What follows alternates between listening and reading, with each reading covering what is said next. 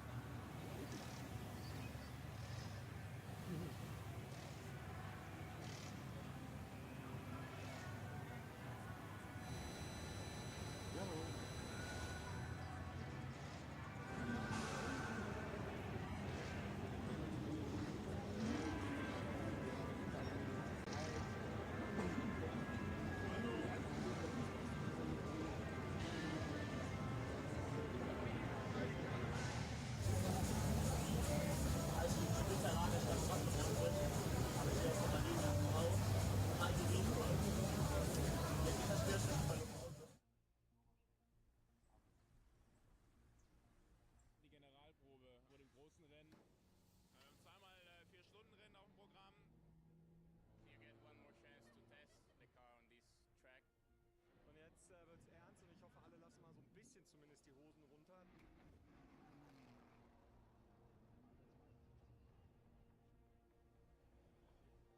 herzlich willkommen zu den ADAC 24-Stunden Nürburgring Qualifiers. Ja, es werden einmal noch Plätze für das Top-Qualifying ausgefahren. Das ist aber auch für alle Teams, die hier teilnehmen, so eine Art Probelauf.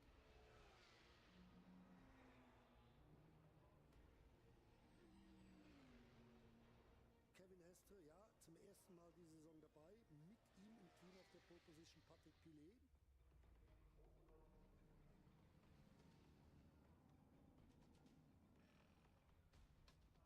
Für mich erstmal im Regen seit den 24 Stunden letztes Jahr. P1 zu bleiben ist das Ziel und wäre schön. Rundherum. Erstes Nass am Nürburgring soll sich nicht bessern. The 5 red lights change to 5 green. Hase Ansauer mit einem sehr, sehr guten Start von 4 auf 2, kann sich direkt 2 Autos schnappen.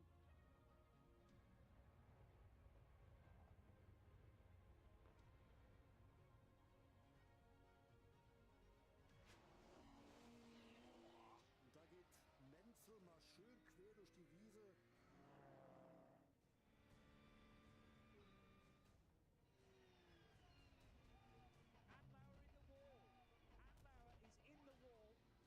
War aufregend zu fahren, hat sich eigentlich nicht besonders schnell angefühlt. Wir waren jetzt Zweiter hinterm Scherer Porsche, das war eigentlich deutlich besser als erwartet für das, wie sich das Auto angefühlt hat.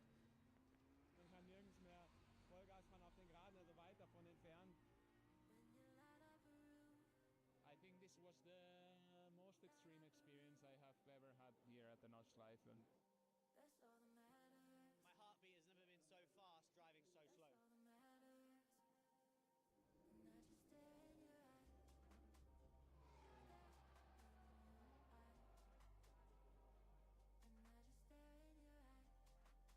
Jetzt, wo man hier steht, ist geil, es hat geklappt, aber es hätte, glaube ich, 60 Mal in die Hose gehen können.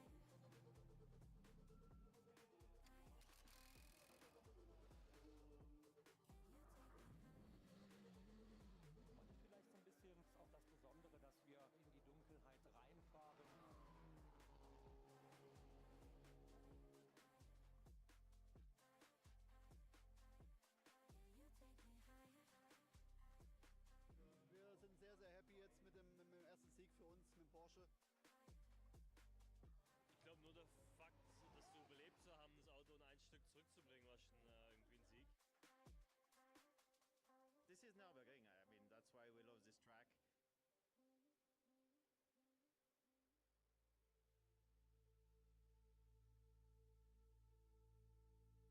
Yeah, so today is, I would say, the ultimate test compared to what's coming for the 24-hour race. So probably the best session of the year, I think. Traffic free on the Nordschleife is really special, so it's basically one of the best time of the season. Same scenario that will happen in the 24-hour race for qualifying. Vielleicht ist dem einen oder anderen schon aufgefallen, dass der Grello mit Kevin Estre gar nicht, der hier in der Aufstellung steht fürs Top Qualifying, liegt daran, GT3s. They've already got the 65 car in, so that is not going to run. The Realize Condo Racing with Rinaldi Ferrari, number 45, is also not eligible, and that, I think, is it. So if you're not in that list, there are 5 spaces up for grabs, but that's only 17 cars, and there's a total of 27 SP9, so 10 of them are not going to make it into top qualifying at all. I know we tend to focus on the SP9 because that's where our overall winner will inevitably be, and the overall pole position sitter will inevitably be from SP9. But we've got quite a few. I mean, this is multi-class racing at its finest. I'm going to give you the numbers that we've got. So you mentioned, Johnny, 27 entrants in the SP9. The Cup 3 class has 12. The Cup 2 class has 11 entrants. VT2, the rear-wheel drive VT2 class has 10. SP10 has 9 entrants. The BMW 240i class has 9. AT3 has 8. SP8T has 8. These are all classes, by the way, everybody. The SP7 class has 7, aptly. SP3T has 6. The VT2 class with front-wheel drive has 6 entrants. TCR, we've got 6 TCR cars. V5 has 5. V6 has 4. The BMW 325i class only has 3. AT2 has 3. SP2T has 2. SP3 has 2. SP4T has 2. SP Pro has 1. We'll have more information on the class structures, obviously, as we get into the weekend. Now, if you're a follower of the NLS series as a whole, you'll know that Scherer Sport, Phoenix, previously known as Phoenix Racing, and one of the most successful teams here at the 24 Hours of Nürburgring, they should have appeared with both of their cars in top qualifying. The number 1, the Audi R8, and also the number 16 Porsche. But both cars have been removed out of top qualifying and will have to qualify through the more, let's say, conventional qualifying, thanks to 2 different reasons, 2 different, not errors necessarily. In the case of the Audi, perhaps because it ran to an engine map or an engine homologation that wasn't exactly correct, so potentially not running to the BOP that it's supposed to, and so that has been removed out of top qualifying. Does still mean it can qualify into top qualifying, but it needs to do it in these next 2 sessions today. The 16 Porsche, that has moved from Yokohama tyres to Michelin tyres for this 24-hour race, and that has meant that because it qualified on Yokohama's and is now on Michelin's, it is not eligible for top qualifying. So they will also have to do it the old-fashioned way. I'm still getting to grips as to which way round they are, because I think the bit of paper that is in front of us is actually slightly out of date, because I spotted yesterday the Audi on Michelin's, so we can scratch the black with the red lettering of Yokohama. That's how they ran at the qualifying races at the end of May. But I'm 99% sure that Scherer Sport number 1 Audi, who is effectively the defending champion, they've now changed to Michelin, so that bit of paper is slightly out of date. But I'm willing to be wrong. No, and that means that would make more sense, because then the team are running Michelin's for both cars rather than having 2 complicated 2 black round things of 2 different brands in the same garage. Yes, and Falcon Motorsport used to do that, because Falcon Motorsport, a massive advert for that particular tyre manufacturer, and as if to prove that that tyre was good on lots of, or a couple of different vehicles, they used to run 1 Porsche and 1 BMW M6 in the past, but they are now definitely Porsche through and through, and the 33 and 44 cars who've had a cracking start to the year, and because of that, both cars are already in to top qualifying, which takes place tomorrow, and it's top qualifying, an afternoon session. or an early evening session with another qualifying session after it. And what's interesting to me is that if you don't get into top qualifying, remember the final 5 that are at the moment big question marks, they'll be decided at the end of today. Yeah, 2 qualifying sessions. It has to all be sorted clearly before the top qualifying session begins tomorrow. If you then are not involved in that and you're an SP9 car, you've got to use the rest of Q3 to try and improve your position on the grid from 18th back to 27th. So it is vital, Q3, for finishing up those positions, not necessarily in the dramatic style that we're going to do on the single lap or double lap qualifying. And with 2 sessions as well, if you can go quicker this evening and better your lap time. Whether that will put you then into qualifying if you're just outside, and you can't rest on your laurels. If you've qualified tonight, this afternoon, you've got to keep pushing, haven't you? Because you can't just rest on your laurels and expect for everyone else to go as quickly as they had in the afternoon. Everyone's going to be honing and tuning set up to go quicker, so you've got to do exactly the same. If you are quick enough this afternoon, you've got to go even quicker this evening. Joe, you'll probably know better than me, but track conditions, if you have a nice, clean, uninterrupted lap, surely are going to be better in the run-up to the night. We were talking about when sunset is last night, 9:30, 10 o'clock. That would be the perfect time because it's a little bit cooler. I mean, it's dry, hot, kind of Mediterranean heat here in the Nürburgring. It's very bizarre. Nearly 30 degrees air temperature. And therefore, the engines don't necessarily like that as much as a 24, 25 with a bit of humidity in it. And the track's going to rubber up during all of our sessions that we've got. So, yes, we're going to get good times here, but presumably the best moment will be that kind of transition period into night. We call it the golden hour, don't we? Just before twilight, where the air gets thicker, the engines prefer that. You get a lot more oxygen into the air, into the engines via the air, of course. The track is a little bit cooler, so the tyres work a lot better, and that's when the optimum lap time will come, and the teams will be gearing towards that. That's not a very cool Porsche. No. Burning on the left rear corner. It's the 97 machine. I think I have to scroll quite far down my entry list to find 97. Johnny's got a very clever system. It's the Julian Ray entered SP7 car. This is the old school way of going Porsche Cup racing, but the engine sits right at the rear of this car, and I'm concerned that that's a flat 6 fire potentially. Oh no, it's left corner, isn't it? It's left corner, so difficult to tell precisely, but thankfully the driver is out and be able to identify who is at the wheel of the number 97 car, but that might, left. Go on. That might, Johnny, be a binding brake that has caused a heat build-up in that corner, because it doesn't look like it's across the car, which would lend me to think that it was more engine area. That's purely left corner, so it might be that part of the engine that's decided to destroy itself. Very, very early in the lap, Marshall point 33, still on the Grand Prix circuit before going off into the Nordschleife itself. And of course, drivers and teams will do a shakedown lap of just the short Grand Prix track before venturing out onto the full Nordschleife. Just to make sure everything is running, you can do a short lap that is completely part of the regulations, and that will bring out the first slow zone of this year's race. Brings us nicely, Ben. Brings us nicely, Ben, into telling everybody, if you're new to this race, just what track configuration we're on. I mean, everybody's become familiar via sim racing and gaming on the computer with the Nordschleife. We're on the 24-hour circuit, which incorporates both the Nordschleife and the Grand Prix track, and it's a unique track that is only used for the 24-hour race as well, isn't it? It's also used for some NLS qualifying rounds, but they even changed the configuration of the Grand Prix section. They used the shorter section for some of the rounds. So this is it's a 15.7 mile track, a 25.3 kilometre circuit in its fullest. But as you mentioned there, in these preliminary outlaps, you can decide not to go out onto the Nordschleife and take in the Grand Prix loop and come back around and just take in the short Grand Prix track for a bit of a shakedown before you venture out onto the longer Nordschleife. Here's something fun and confusing for you.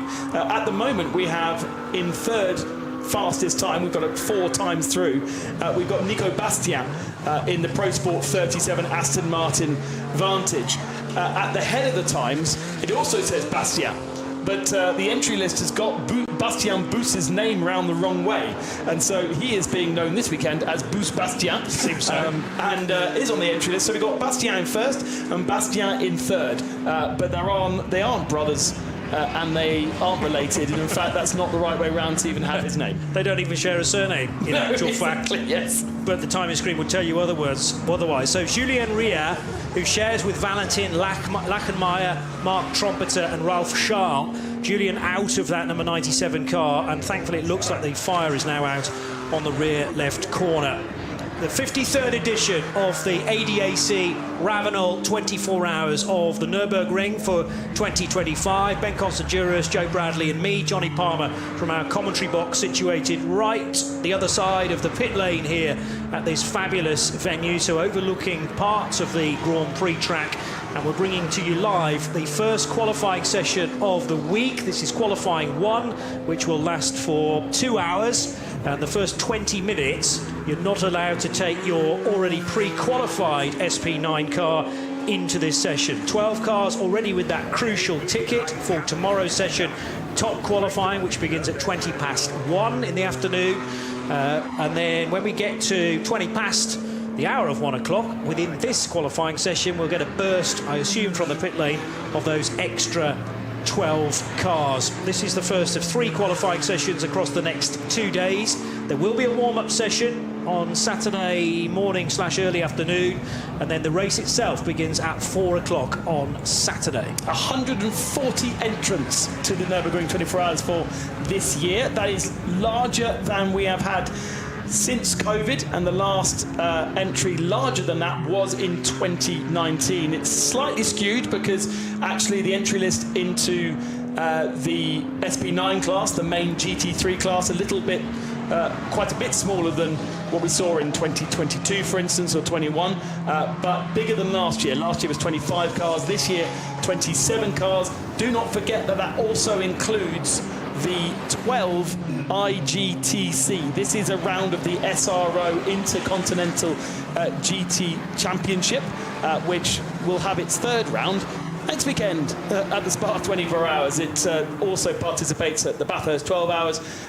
They go to Suzuka for the first time in a while in September, and they round out their year in Indianapolis at the Motor Speedway for an 8-hour race. And as part of, since last year or 2 years ago, they've been part of the the Nürburgring has been part of the Intercontinental GT Series. But just 12 entries from the SP9 class.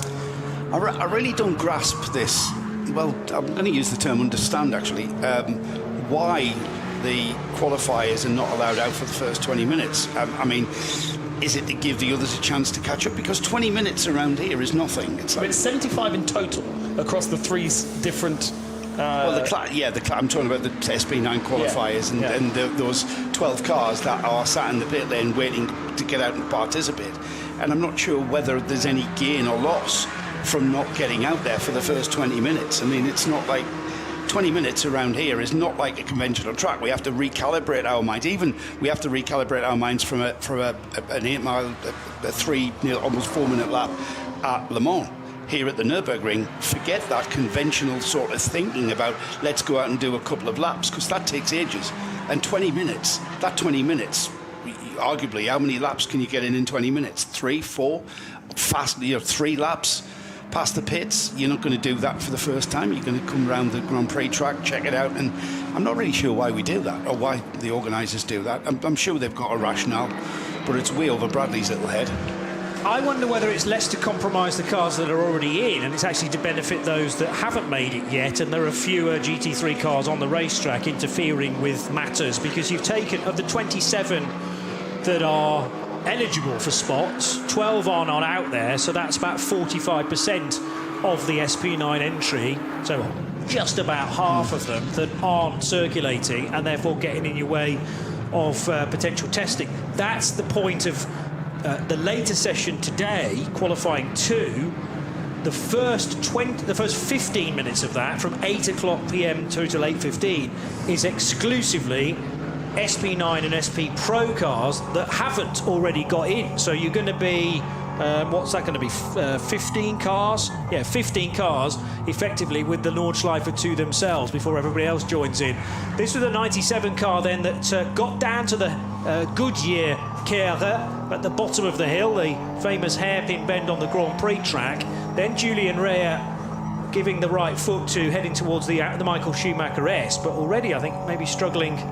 Just listen to the background of the car. No, the engine sounds fine, so that really does go towards maybe your theory, Joe, that it was a brake-related issue. He's slow. He's going slowly, and the engine's pulling well. However, he's going slowly, and he's obviously detecting a problem with the car as he's pulled off, and then it's when the car stops and the airflow stops going through the car, that's when the conflagration takes place. That's when you stop the race car. If you can keep moving, you can keep the fire at bay, but I suspect that might have been a binding brake. Again, just speculation there. Another car that has caused the yellow flag on the Grand Prix loop is the number 16 that has Patrick Niederhauser aboard at the moment. It's another of our SP9 entries from Scherer Sport, the Porsche that we spoke about a little bit earlier on, and that has ground to a halt and needed to be towed back to pits, and it had only made, well, that's the background rattling noise you can hear. That doesn't sound very nice, but it only made a third of a lap before it needs to be recovered. No, that doesn't sound well at all, does it? That's getting worse. They're then back to the pits, and this is a car that needs as much time on track as it can possibly get. It's one of the cars, remember, that this is the Porsche, the Scherer Sport Porsche, that changed tyres from qualifying onto Michelin's for this weekend, so that car needs to qualify proper. It had qualified. However, qualifying on Yokohama's and then switching to Michelin's is outside of the regulations. So we mentioned that, and that car now grinds to a halt. Sounded flappy. Yeah, it did. I don't know what drive on earth that was. That might have been, but it's coming back on the end of a tow rope now. Very strange to have a drive shaft issue with this early, a kilometre of the at the start of the session. He hasn't been able to abuse the curbs yet, has he? You know. Well, is that Lawrence Van Toren, the number 16? It was Niederhauser. Niederhauser, you said that, beg your pardon. So Patrick Niederhauser, who has had victories in the NLS already this season, but didn't get very far, but just a few corners into the Grand Prix segment of the Nordschleife lap, or the Nürburgring lap. Bear in mind as well, because this is qualifying, you cannot come off the Nordschleife through Tiergarten and Hohenreit and then turn right and go into the pits, because the coned section prevents you from doing that. Instead, if you've got a problem, let's say on the Dottinger Hohe, you're going to have to go right past the pits, all the way around the Grand Prix circuit, and then in via the back door in this format of qualifying, because there are cones out there for those that wish to just go around the Grand Prix track, lap after lap after lap. There's nothing to stop you doing. Use the Nordschleife as a development venue for development of its road tyres, the sort of tyres you and I would be buying from any of the manufacturers. They would all tyre test here, so we're in good hands, I think. We've got an onboard camera if you are following on the feed on the Volkswagen Beetle RSR. A couple, of course, fan favourites, including the Dacia Logan back with us for 2025, and the VW Beetle of White Angel for Fly has an onboard camera and will give us some pretty scary views, no doubt, of GT3 cars whistling past. They're out on the back of the circuit, and I think we've pretty much cleared now all of our yellow flag and slow zones, and we've got a clean racetrack, and therefore times beginning to come back in again. But of course, we're looking at something around the 6 to 7 minute mark total, and 8.5 minutes is the fastest lap time right now on the board.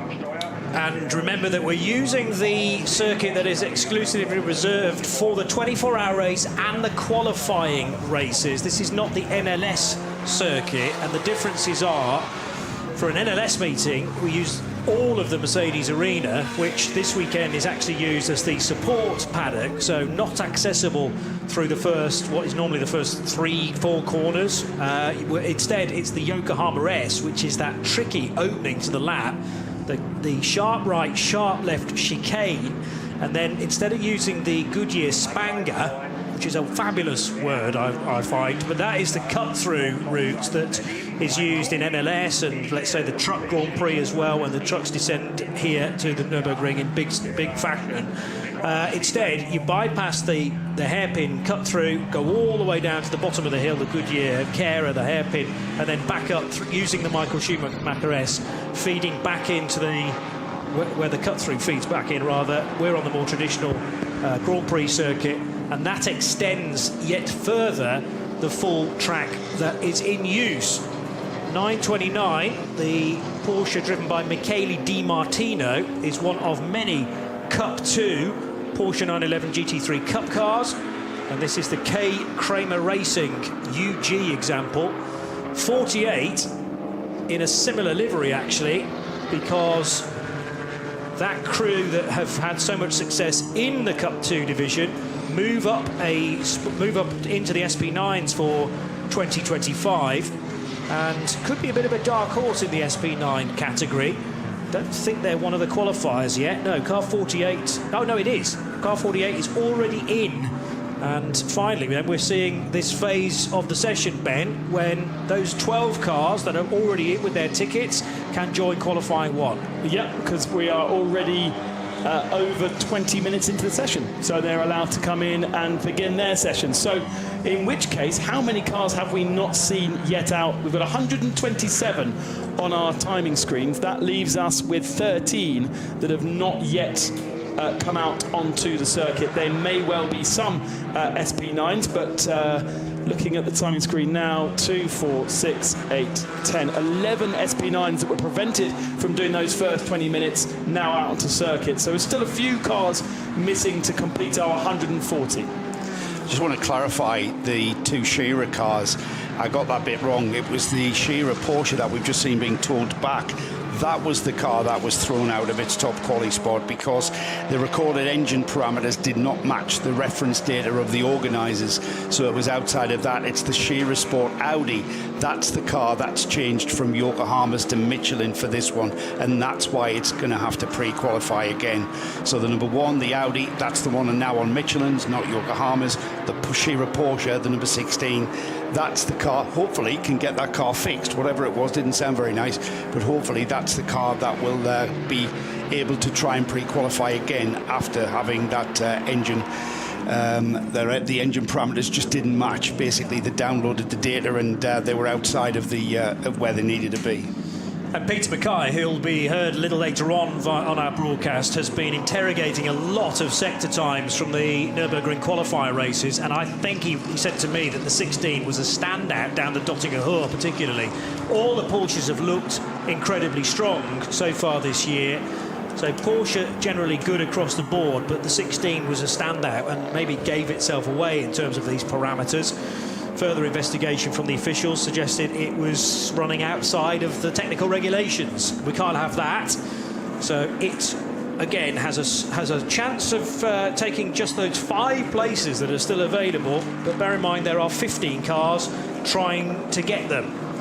Augusto Farfus in, would you believe, the only BMW M4 GT3 entered into this year's race. Normally we have at least a couple of different teams offering us maybe 2 cars each, but it's just the Rover Racing squad, who actually have a different name on the entry list, which puzzled me. But on our timing screen, it is listed as a Rover Racing BMW. The entry list, it says there, the Motorsport Competence Group, AG, which I've never heard of before. We'll call it the Rover BMW, eh? Yeah, it's simplify matters. It's Rover on our entry list, and just with Farfus, Jesse Krohn, Kelvin van der Linde and Rafael Marcello aboard that car. At least 3 of those with Le Mans 24-hour experience last weekend. Only Augusto, though, in the GT3 car. Weird. They are the most successful brand with 20 victories here overall at Le Mans. And some way ahead of Porsche, who are the second most successful. But just the 1 car. 2 BMWs at Le Mans last weekend, and they must be like 9 or 10 at Spa next weekend.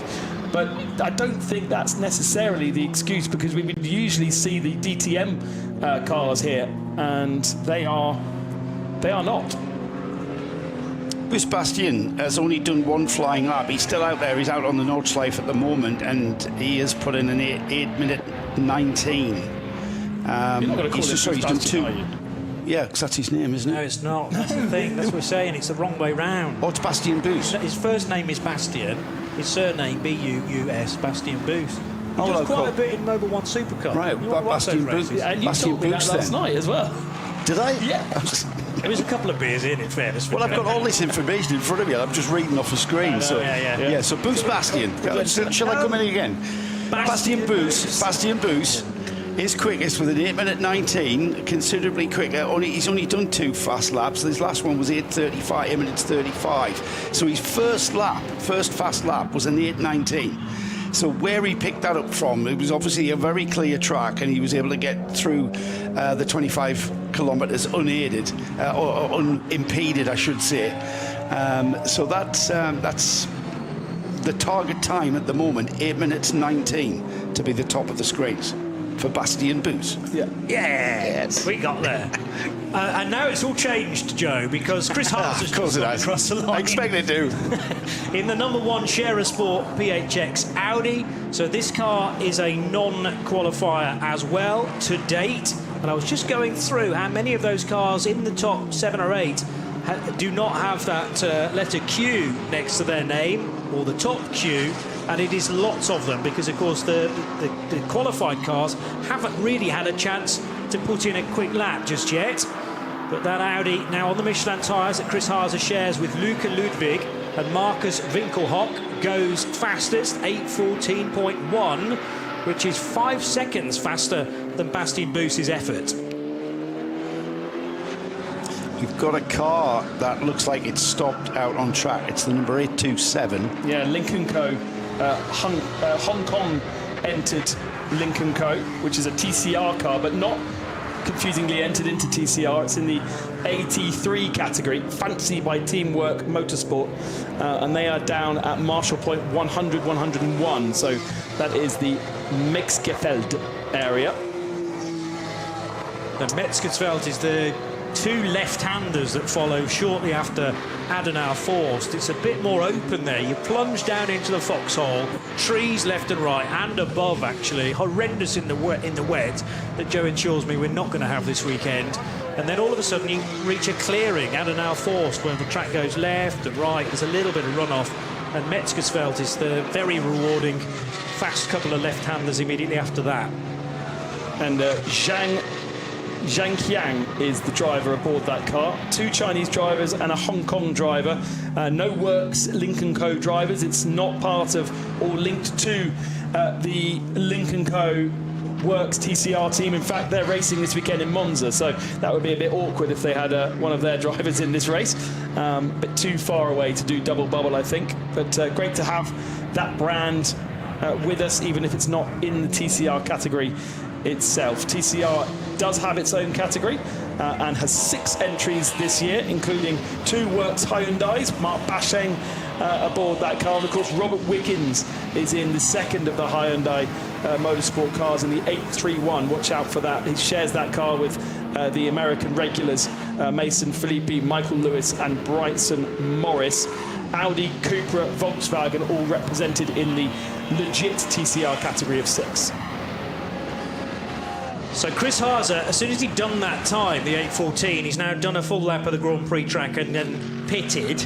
So it's not quite a one and done, an out lap and then a fast lap, and then he's parked it. Bastien Bus is somewhere in the 5th sector, because he's got about 5 seconds to try and find on the German who is quickest so far.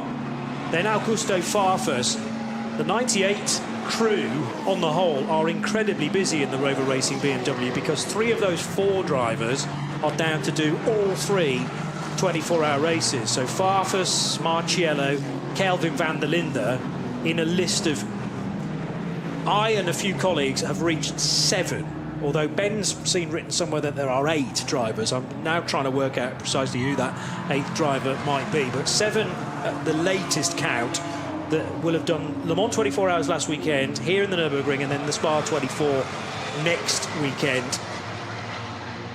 which is some task, and by Spa, maybe even by the start of the Spa 24 hours, they will be fast asleep. I think there's some suggestion that there might be a bit of a publicity shot with all of their sleeping caps on before we get underway. What's harder, though, doing that or commentating on all three, like Bruce Jones and myself? Well, yeah. Can we join the photo? I think you should be there. Thank you. Yeah, with maybe just in the background, with a couple of microphones. You've got doing it as well. Face for radio, though, Ben, so maybe not. Yeah, absolutely. The 33 Falcon Motorsport Porsche's just gone across the line, and this is the Julian Andlauer. Who else is in that car? Nico Menzel and Alessio Picariello, Sven Muller. So they have elected to choose 4 drivers. Seems to be almost the unfashionable thing in some cars now. More so to trim it out and go the Le Mans style of 24-hour racing. I suppose there are fewer driver changes potentially that way, a bit less data coming in as well, and you haven't got that 4th meddling driver saying, no, I want my car set up this way. But it used to be 4 and sometimes 5 drivers in this race. I don't think there are any 5 driver lineups. I haven't reached kind of entry list page 9 and 10 yet, but it's rarer, and certainly with those factory crews, if you like, not any sort of true factory crews here this weekend, but is it more seamless, do you think, to go with 3 drivers, John? I think it's a big ask, to be honest. It's a very physical track, this. But people will think, well, you do it with 3 at Le Mans, no problem. Yeah, but it's a totally different ball game, isn't it? Le Mans, again, recalibrate your mind. It's physically very, very hard, and it's mentally even harder. The range of class runners that we have here, from quite slow cars, with the GT3 cars, sort of the closing speeds are phenomenal, and you have to be absolutely on your wits, and that really is very taxing. It really takes it out of you. The physicality of driving on the limit around the Nordschleife is something that we have, read and waxed lyrical about for many years, and it'll never ever change. But I think it's the mental focus that's required to not put the car off, not hit anyone, and that's what takes it out of a driver. And I was surprised. I think we've not had as many 3 driver lineups ever than we're seeing here this weekend, and I'm not really sure what the thinking is behind it. Well, the other thing is driver availability, because it is an incredibly busy weekend. There's one of the big IMSA races on in the States at Watkins Glen, the sailing 6 hours of the Glen. There's also, I hadn't realised, a British GT meeting on this weekend at Spa, which is an SRO festival, if you like, in the Ardennes, where you have a British GT race this weekend, followed by the Spa 24, where everything's set up and ready to go for the Keystone event in 10 days' time.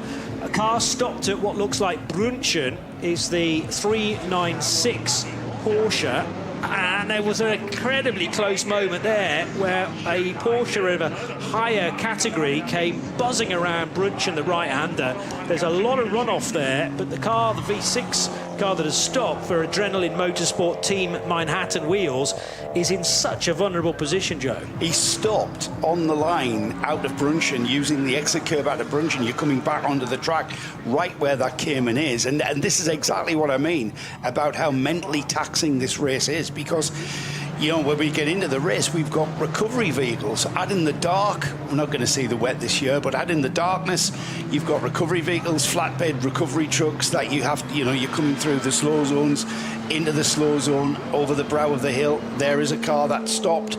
Now the drivers are receiving the message from the yellow flags and the marshals telling them of the hazard that's around the right-hander at Brunchen. But that's just epitomises and displays exactly what I mean about mentally taxing. And what we know about the stewards here at the Nürburgring is they are incredibly judicious when it comes to observing slow zones, observing yellow flags. You do not pay attention, especially in these early stages of the weekend, to the yellow flags, to the slow zones, any indiscretion, and you'll get thrown out of the meeting. Yeah. This isn't a slap on the wrist or a silly fine. They just won't have you at the racetrack, and we've seen that over the last few years. During practice and qualifying sessions, you ignore a situation like that because it's incredibly dangerous. It's so dangerous.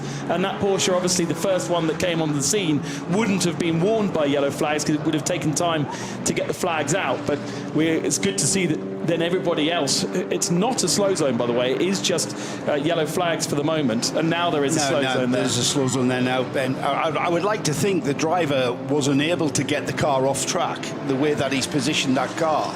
It's obviously just ground to a halt, or not giving him an opportunity to get clear off. And not be as hazardous as he perhaps is at the moment. But like you said, the slow zone is now applied, and the driver's being well warned. We'll not have a replay of what we saw there with that Porsche. I'm not sure what the Porsche was that almost hit the Cayman, but thankfully we've got that under control very rapidly. It's Carlos Arimon, the Spaniard, aboard what is a V6 entered car, rather than it is a Porsche Cayman. We do have a Porsche Cayman class, but if you don't if you are not part of the regulations of that GT4 class, then you are able to enter the car in separate classes, and that's why we have the things like SP8, SP7, SP3, SP4. There's a TCR, but it's not. There's also TCRs not in the TCR class. It really is. Whatever you've got, you can enter here at Nürburgring, and there is a class for you. We like that. I mean, I know including a Dacia. We've had in years gone by a Mercedes Berlin taxi that was, I think it had 1 million road miles on it, and that would enter. I'm talking a few years ago now. It's been a while since we've seen that kind of novelty sort of entry. And we don't have the Opel Manta now, the Foxtail Opel Manta. I think it was 3 years ago that we last saw that car.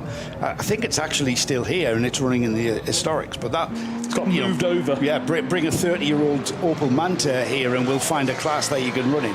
And it's a great attitude. It's a fantastic attitude for, run it, give us a look at it, we'll see what class we can fit it in, but we will not stop you racing here. Yeah. And that's why we get such huge entries. SB4T and SB3T is where you find the sort of run what you brung, and there's a Subaru WRX modified car in SP4T, just 2 cars in that, and there's a Porsche Cayman in there as well that presumably doesn't fit quite the regulations of the other classes. We do have the Beetle that we have an onboard camera with, the White Angel Fly and Help Volkswagen Beetle RSR, and then the Dacia Logan from Ollie's Garage is the number 300 machine.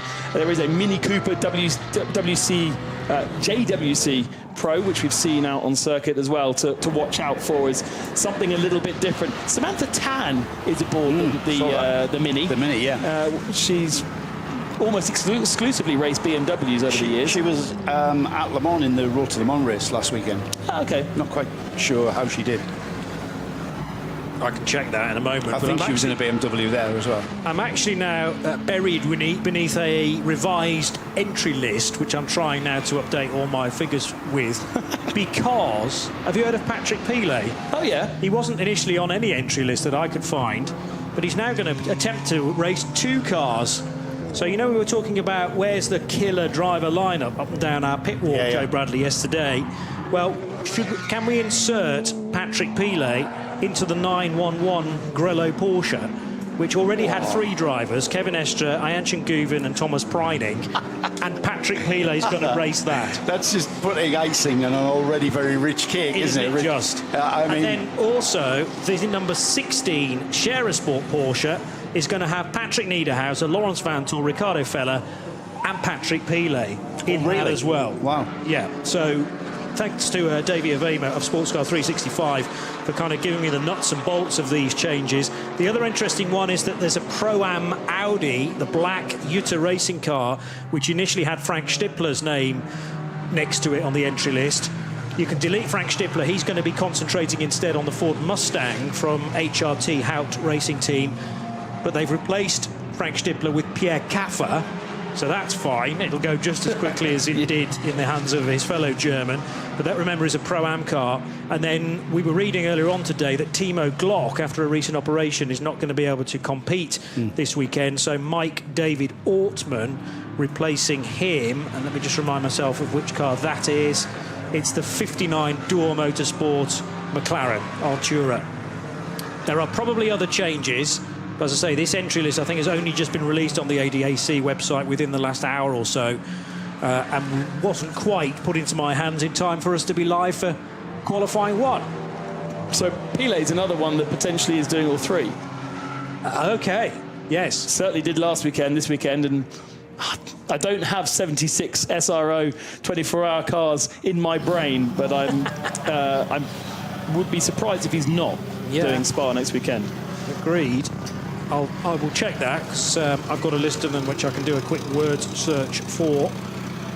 But, I mean, Pat Pilet's been joining Kevin Estre in, I'm pretty sure he did the qualifying races, and it may well have just been a two-driver lineup that in Grello for the qualifying races. And I was wondering, where on earth are they going to find a seat for Patrick Pilet? But as I say, because it's so busy with other race meetings happening around the world, this is a slightly unusual position for the Nürburgring 24 hours to sit in the year. It's probably as late as it could possibly be, as the third weekend of June. And not everybody can be in several places at once. I mean, we talk about recalibrating our minds. We're just commentators. Can you imagine being Kevin Estre? He must be still buzzing after that opening stint in that 963, the number 6 Porsche, last weekend at Le Mans, where he came from the back of the hypercar class and was in contention for the lead and can maintain that contention for the lead almost to the finish.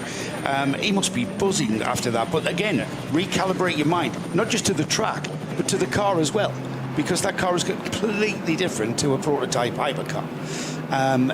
However, these guys are the best in the world. They are the best endurance race drivers, the best GT drivers, and he'll have already forgotten everything about last weekend. A bit like us. Quite a few slow zones out on circuit with various cars grinding to a halt. Just a quick note on that Door Motorsport McLaren Artura Trophy 59 car. They were supposed to enter a 720S into the GT3 category, but found issues with that car during running in the DTM, and therefore made a relatively last-minute decision to move to the Artura Trophy car. Guess what? They got it at the start of the week, and so have managed to shake it down at the Hockenheimring, but this is the first outing for the Artura Trophy car at the Nordschleife itself, and probably the first time ever around the circuit for that type of car. There was a one-make series that McLaren have launched 2-3 years ago now, which has two types of car in it, and it's known as the Artura Trophy, and that is where this car has come from. Very much a reliable car to tick off the laps here, but not necessarily a car that's going to participate particularly strongly against other GT4 cars. Therefore, it's not a GT4 car, and it sits actually in the where have I found it? In the SP8T category, alongside BMW, a Toyota, an Aston Martin Vantage, and a Toyota Supra. So that car that's gone off, that has got a distinctive livery that, if you're 10 metres away, looks absolutely beautiful. When you get up close, it's been brush painted. Wow, nice. But by an artist. And I forget the number. This is 277 you're talking about. Yeah, the BMW. Yeah. We caught a glimpse of it, and it is actually brush painted. It's got a mural on the car that you would think, oh, well, that's an interesting wrap. However, the texture of it is quite lumpy. I'm sure the aerodynamicists will absolutely abhor it, but it's quite a unique car there, and quite a bit of a gimmick, bit of a novelty car to keep an eye on. Hopefully they'll get it fixed. It's not too badly injured. It does have an oil trail to it, well, unfortunately. It's early enough in the week to be able to fix whatever that is. Klostertal's got a big slow zone yellow flag area, and we're going to get a code 60 also in Eschbach. So we've got a couple of different cars stationary out on circuit right now. Lots of activity on the Nordschleife, as we have yet to see every single vehicle on the entry list. We're still waiting for 6 of the 140 entered to participate in this qualifying session, so that's a little bit of a surprise. Quite a few cars, 12 cars, have been out onto the circuit but have yet to set a lap time, and we are surely nearly into the second half of this session. I think we're seeing the moving slow zone through. It's now gone through the carousel area from Klostertal through the right hand up the hill to the carousel. It's now up towards Oracht, and I think it's because we've got intervention vehicles now. We've got an intervention vehicle at the carousel and an intervention vehicle at Oracht, and I'm not sure what they're clearing up. So according to our tracker, which is pretty accurate, we've got no cars stopped in those areas. So it might be just to facilitate the movement of the intervention vehicles. Now, can you imagine if you're on your hot lap and you are then disadvantaged by an intervention vehicle in just moving location to get into position to do its job? And that's the jeopardy here, though, isn't it? That is the jeopardy of any kind of motorsport, or indeed at the Nürburgring even more so. It's been a good run for a couple of cars that are guaranteed tickets in top qualifying tomorrow. The 35 car already in, but that is now third fastest in this session. 35 is the Trinity Solutions Aston Martin, and the 33 Falcon Motorsport Porsche for Julian Andlauer, Menzel, Muller and Picariello has gone fourth fastest. So the time difference is Chris Haase, we mentioned, coming across the line with the 8:14.1. That's still 5 and a bit seconds faster than Bastien Bous's effort in number 54, the Dynamic GT Porsche. Then 2 already qualified cars. The other car that's in the pit lane is the 98 Aston Martin, which is looking for a spot for top qualifying tomorrow to ensure that it will start at least on the first 8.5 rows, because there are 17 places up for grabs. It's a peculiar number to have chosen, 17, but there you go. It means that 10 SP9 cars will not make it. And it's all one top qualifying session this year. Last year, top qualifying ran, and then if you finished in the top 5 or 6 places, you then progressed into top qualifying 2. But there is no top qualifying 2 session in 2025. Therefore, it's still going to take about 70 minutes to complete that top qualifying session tomorrow afternoon, and a rare treat to have the whole of this racetrack to yourself. I noticed the car that we saw on fire earlier at the start of this session, the number 97, the Julian Reed Porsche, is back into its garage and having some work done on the back. You saw the damage to the car from the flames that were licking from under the wheel arch. Can't really tell exactly what we've got about 3 mechanics under the rear of that car, mainly on that left rear corner, under the left rear wheel arch. So whatever it is, they are now at work and getting that car back ready to get back on with it for the rest of the week. So the problems that they've encountered nice and early in the week, if you are going to have a problem, now's the time to have it, not during the race, of course. Rover Racing BMW back out onto the circuit. It is joined by the Lamborghini, presented by the Red Bull Team Apt crew. There are examples of Lamborghini Huracan GT3 Evo 2s. I make 3 of them, but there's also the slightly older Conrad Motorsport entered Evo. Remember, that's been Evo'd twice now, the Huracan GT3. So the classic look to the Conrad Motorsport in its teal and black colours for Danny Sufi and Maximilian Paul, amongst others. But Pavel Lefterov, the Bulgarian, has been a relatively late entry into Lamborghini number 7. The lineup for the 27 Lambo, Jordan Pepper, the South African, Mirko Bortolotti has been racing Lamborghinis for many seasons now, Italian, and Danny Juncadella, the Spaniard, who has been racing both LMP2 and Corvette GT machinery recently. So he moves from a Corvette last weekend to the Red Bull Team Lamborghini for the Nürburgring 24 hours. We've still got the number 1 Shearer Sport Audi with the quickest time, that 8 minutes 14.162. That was put in by Christopher Haas earlier. We've now got Luca Ludwig at the wheel of the number 1. Again, I'm not sure they're actually in the fastest configuration at the moment. They're still just finding their feet. I mean, we've had a lot of track time, haven't we? There is a lot of track time on the road cycle every day with tourist laps, yeah. So it's not like we have a fully green track. But we also do have a relatively significant slow zone around Brünchen to still recover that 396. 5 different zones within that particular code 60. The yellow flags, meanwhile, still covering Wippermann and a slow zone there, but the code 60 much slower. So you've got a yellow flag at Wippermann.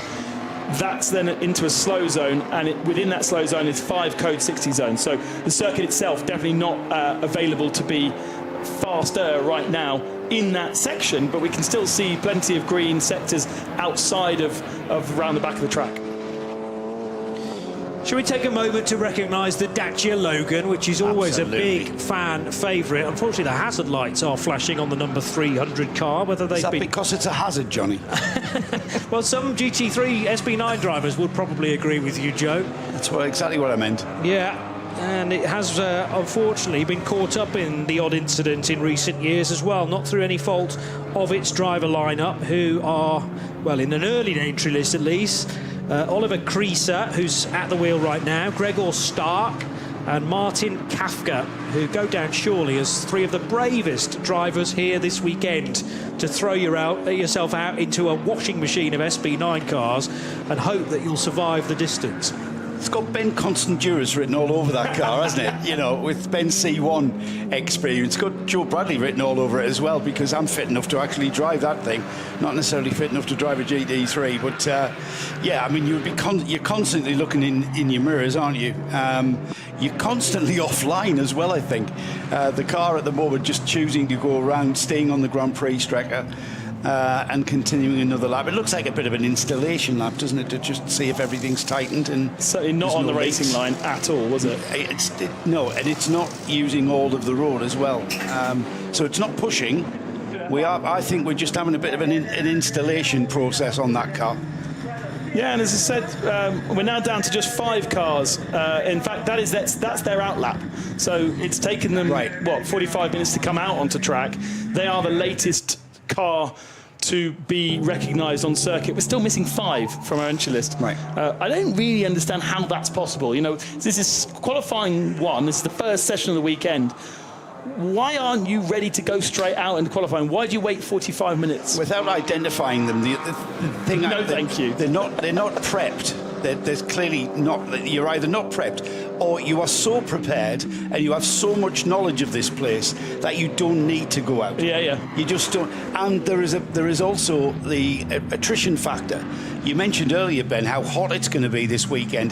That's going to be a factor in this race that we haven't seen for a few years, and the cars are going to suffer. How many cars have we seen already suffering, being towed back to the pits or being dragged in from trackside?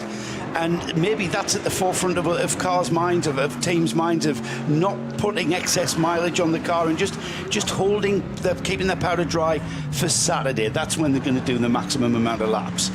If that's the position you're in, well, you know, good for you. However, the boys and girls at the front, they've got to be pushing from the very outset. The first green flag to the last checkered flag, they've got to be optimised. Well, I reckon I can count 26 SP9s that have all completed at least 1 lap around the Nordschleife. The one we were waiting for to make it 27, and therefore the full complement, was the Red Bull Team Apt Lamborghini. And car 27 is now circulating. So it looks like we've got all the SP9s at least on the track. Mirko Bortolotti, not sure whether he has turned left at Sabine Schmidt's curve and onto the Hatton back, or whether he'll utilise the Grand Prix track one more time.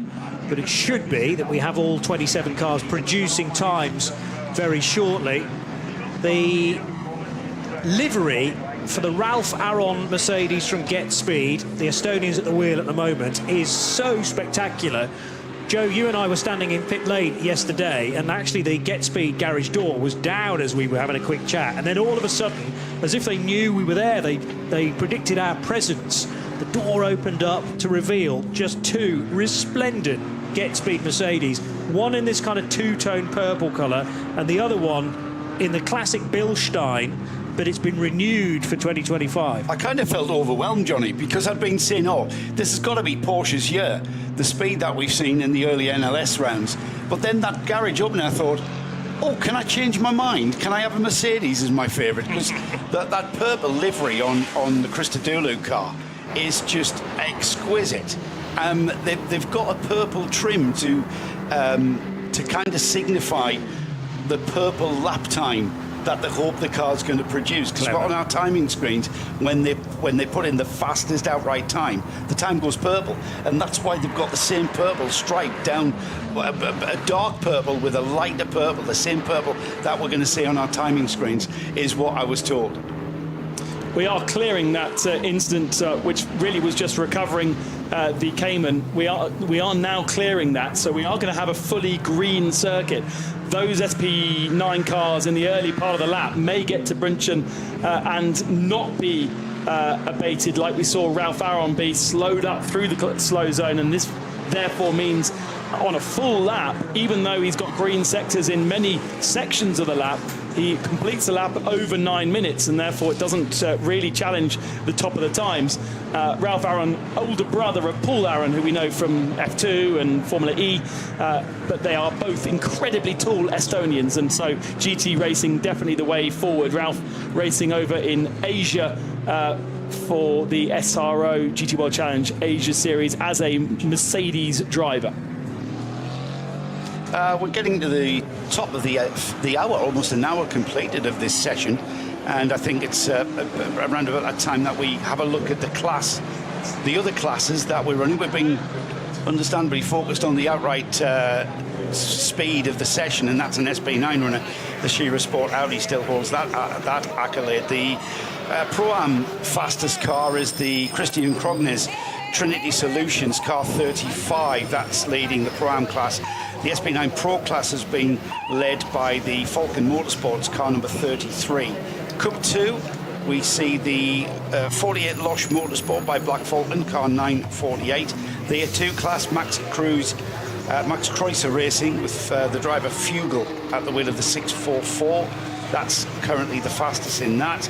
SP8Ts, their fastest car is the Toyota Gazoo Rookie Racing with Kataoka at the wheel of the 1110, or the 110 I should say. TCR is being led by the number 830, the Hyundai Motorsport Target Competition. Cup 3, the SRS Team Sorg Rennsport 959, that's the fastest in Cup 3. The fastest in SP10 is the number 175 Pro Sport Racing entry. The AT3 class has got the other Max Kreuzer Racing entry number 19. That's faster than that one. SP7, the Black Falcon Team Zimmermann, car 70 is the fastest there. Nordic Racing number 347, they're the fastest in SP Pro. SP4T as the Subaru Technica International number 88, their fastest. SP2T, the number 109 Toyota Gazoo Rookie Racing, their 109 car, and then SP3T, and this is what I love about the Nürburgring 24, car 808, no team name, but the driver at the moment is Obermann. They are the fastest in SP3T. Hello, John Hindhoff. Good afternoon, everybody. Got a Mini moving slowly just out on the far side of the circuit, and there was an incident, got out of shape. Now, question is, as they were coming through, did they actually hit anything? Left front puncture, I think. Yes, it is. Left front puncture just coming up over the top and down towards Brunchen. And that car's got a very, very long way to come back, sitting on the rim on the right-hand side. It is the 317. This is the Samantha Tam and Toby Goodman in the car. Toby Goodman, the Brit, one of, I think actually no, Toby Goodman is the only Brit to win the NLS outright, and he's got an awful long way to bring that car back. He's got the hazard flashes on. It's a very distinctive scheme. It looks white from a distance, but it's got checkers on it and the cross on the roof. And yeah, he's not even back to the Kleiner Carousel yet in that car. So for this session, and until we get to race day, we have the split front straight with the cones out. So the only way you can enter the pits lane is to come in off the Nürburgring Nordschleife onto the Grand Prix track, and then to come a full lap around the Grand Prix track and then back into the pits that way. At that point, actually, you have a choice of either going back into the pits or coming round onto the start-finish line again. Now that obviously will disappear come the race, so that you can come in straight off straight off the end of the Nordschleife. Peter Mackay joins me in the Global Broadcast Centre. Excitement abounding as ever, and finally we've got cars on the track. At last, yeah. It feels like it's been a bit of a wait to get cars out in anger.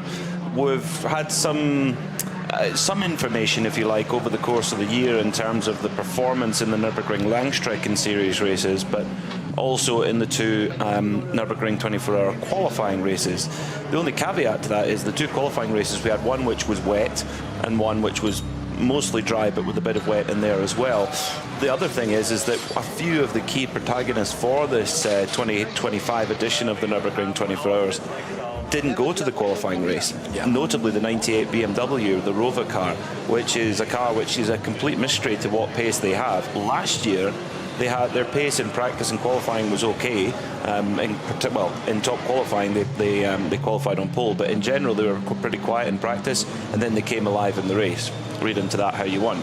But here today, I mean, the lap time set by Christopher Hasse straight out of the gates, before we got any slow zones or code 60s or anything like that. In the number one, the defending Scherer Sport PHX Audi, bang, straight on the top of the timesheets with an 8:14.162. That could well be the lap time that gets them into top qualifying, because they are one of 13 cars who have 5 spaces to play for.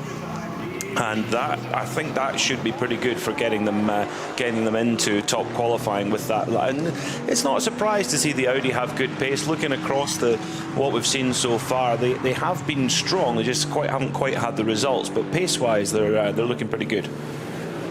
Got one of the Seat Formentor intervention vehicles out on the circuit at the moment, and that car heading through to the end of the Hudson back at the moment. Not entirely sure what that is on the circuit for.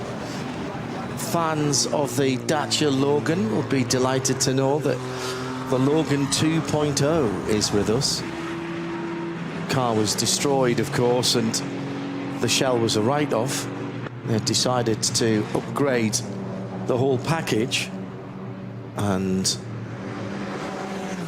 the regulations say that you can transplant an engine so long as it comes from a car of the same manufacturer. Well, Dacia, Renault kind of makes sense. So I believe the engine that they have now is still the 2-litre 4-cylinder transverse engine, but I think it's from an RS Megane. Right. Well, that is a car you see here a lot at the Nürburgring. On the truest farm. Oh, definitely. It's a really popular car for front-wheel drive. Not difficult to drive, but a very, very good car. I used to have a Renault Sport Clio, which again you see lots of them around. Oh, one of the best cars I've ever driven, and I was lucky enough to own one for a little while. It was a really cheap, really cheap car too to run. It was a fantastic little thing. We don't see Renault Clios anymore in the Nürburgring 24-hour. We used to, but the Dacia is very much the anomaly that you only at the Nürburgring 24-hour will you see a car like that racing alongside €1 million SP9 cars. And it is the Audi, the number one defending champion Audi. That's why it has the honour of taking the number one that is quickest at the moment. From in second place, the Porsche, number 48, which is that's the Black Falcon car. Black Falcon, yes, the Black 48. E. Now that is a Pro-Am entry, but they've had a really strong season.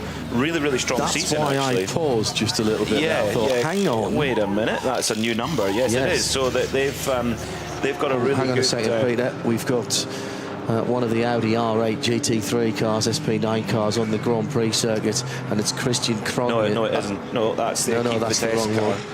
Hang on, stand by, caller. So that is. It's the number 50 Audi Vitesse. Not trying to see exactly who is HEI on board right now. HEI. It's in 30. It's the number 34, is it? No. It's in 34th position. It's in 34th position at the moment, not the number 34. We've also got one of the Haupt Racing Mustangs at the side of the circuit as well. One of the bright yellow cars, 63, 64 and 65. And I can't see that close if they're too similar from the distance that we have the picture. Michael 65. Michael Heinrich, who was the in that Audi, the Equipe Vitesse Audi that ground to a halt on the Grand Prix track. And the 65 Mustang, we think, out on the Nürburgring. That's just at the top of Schwedenkreuz, just before you head down the top of the Foxhole. And that car's to driver's left. The Audi is indeed the number 50. Michael Heinrich in the Evo 2 version of the Audi R8 already has somebody with him there in attendance. 52 minutes to go in this session. Shows you how many cars are having problems straight out the box, straight out the trailer. I mean, probably one of the pre-event favourites, car number 16, the Sherisport PHX Porsche, grinding to a halt with a horrible flapping noise as it ground to a halt. That car is now in the pits being worked on. So it can happen. And like Joe mentioned a few moments ago, you want to have these issues now. You don't want to have them in the race. You probably even don't want to have them getting close at the race. At least at this point, you've got a chance of a strip down and a rebuild, and not having to go into a 4 o'clock start on Saturday afternoon, having had a sleepless night on Friday night. There is a warm-up on Saturday, and we'll give you the chance, if you have had to do a wee bit of work on Friday in the final qualifying, or should I say the final practice session. Slight change to the top qualifying, the single car shootout this year, in that there is only one session of that. There's no knockout phase. By the way, it's Olivier Krieser in the Dacia and the Logan at the moment. We lost quite a lot of the smaller capacity cars. 2 litre now, effectively the smallest engine that you can have.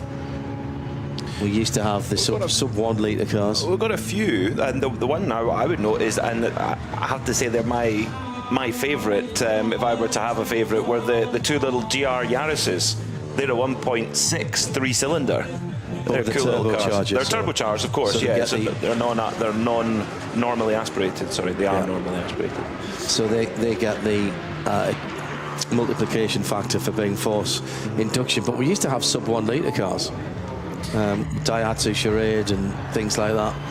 Then the GT3s, the SP9 cars just got too fast, really, and it made sense. I think the first year we were here in 2007 to do the race, there were 220 cars that took the start.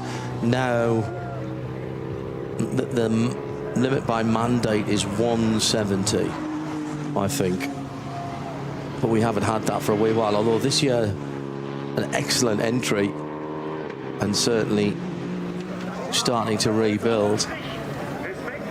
I think it shows you just the popularity of racing at the Nürburgring, how many people want to take on that opportunity as the Dacia's making its way around towards the Stefan Beloff S with a Ferrari number 45 coming right up behind, and this closing speed is just enormous.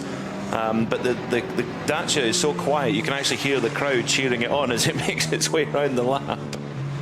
I don't think it's been driven at the ragged edge of adhesion. Double yellows coming out of the Stefan Beloff S and down towards the bridge, and that is because we have, I'm afraid, a problem with one of the Aston Martins, and that is one of the GT4 cars, I think, and that looks like a right-hand side puncture.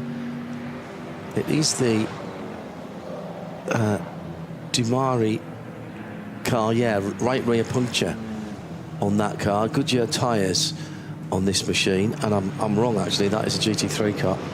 No, you're right. No, first time, John. SP8T. Yeah, but it appears to be out of homologation of what you would usually see it. So it's a GT4 car with some modifications, mainly on the rear wing. Yeah, which is what I think threw me out there. It looks like a GT3 wing on a GT4 car. I've never seen that done before.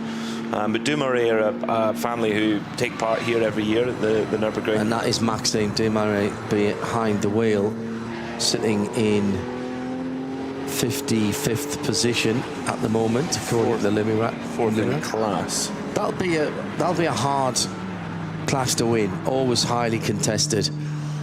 Now let's try and oh goodness, he's just going into the foxhole, isn't he? Just about to go under the bridge. Yeah, he's got a very, very long way around to come back with just under 48 minutes on the clock. That's going to take him at least 10 or 15 minutes to get back to the pits, at least. And in practice, the last thing you want to do is go too fast. Particularly in practice, you don't want to go too fast and just rip a load of damage off. That must have happened just as he was going on to the Nürburgring Nordschleife, onto the North Loop. Yeah. Remember, you can always, even into the race, you can abort the lap before you go onto the Nordschleife, rather than have a problem that strands you out on that long section of this permanent road circuit. Well, we have seen in the past, 2 years ago when Fricadelli won the race with their Ferrari, they won the race and got a puncture. They got it just around Galgenkopf, which is just before the Dottinger hole. So they were lucky enough that it happened towards the end of the lap. They still lost a minute. They managed to gain that back through the night with some amazing driving from all their four pilots in that. But the car that they were fighting most closely with was actually the apt Lamborghini, the number 27 at the time, and they got a puncture around Esbach, which is only a few kilometres further back, but it was enough to ruin the race. They lost, 3 minutes, so they couldn't recover it. So if you get a puncture, more often than not, that will be your race done. But if you get lucky and get it at the end of a lap, then it still can be done. But what's amazing as well is that when you look at the pole sitting times, you look at the amazing one-off laps that you get here at the Nürburgring 24-hour in top qualifying. If you've never listened to it or watched it before, it's just the most enthralling entertainment on this amazing circuit when the drivers really go to the maximum of what the car is capable of. And what's interesting, though, the last pole sitter to win this race was in 2016, last time Mercedes won it. So, do you want to be on pole? I don't know. The stats would say no. Records are made to be broken, though. They are, yes. Grello coming down through Flansgarden and in towards the last third of the lap. Campsite's absolutely jam-packed this week, as always. People coming in nice and early for the bank holiday weekend. It is a bank holiday here in Germany this weekend. Can Guven, the Turkish driver, currently 22nd for the number 911 Porsche. Grello is the colour, because it's a bit of green, bit of yellow. Not Grund, then, or Grelb, if it was in German. No, the Grello just rolls off the tongue, doesn't it?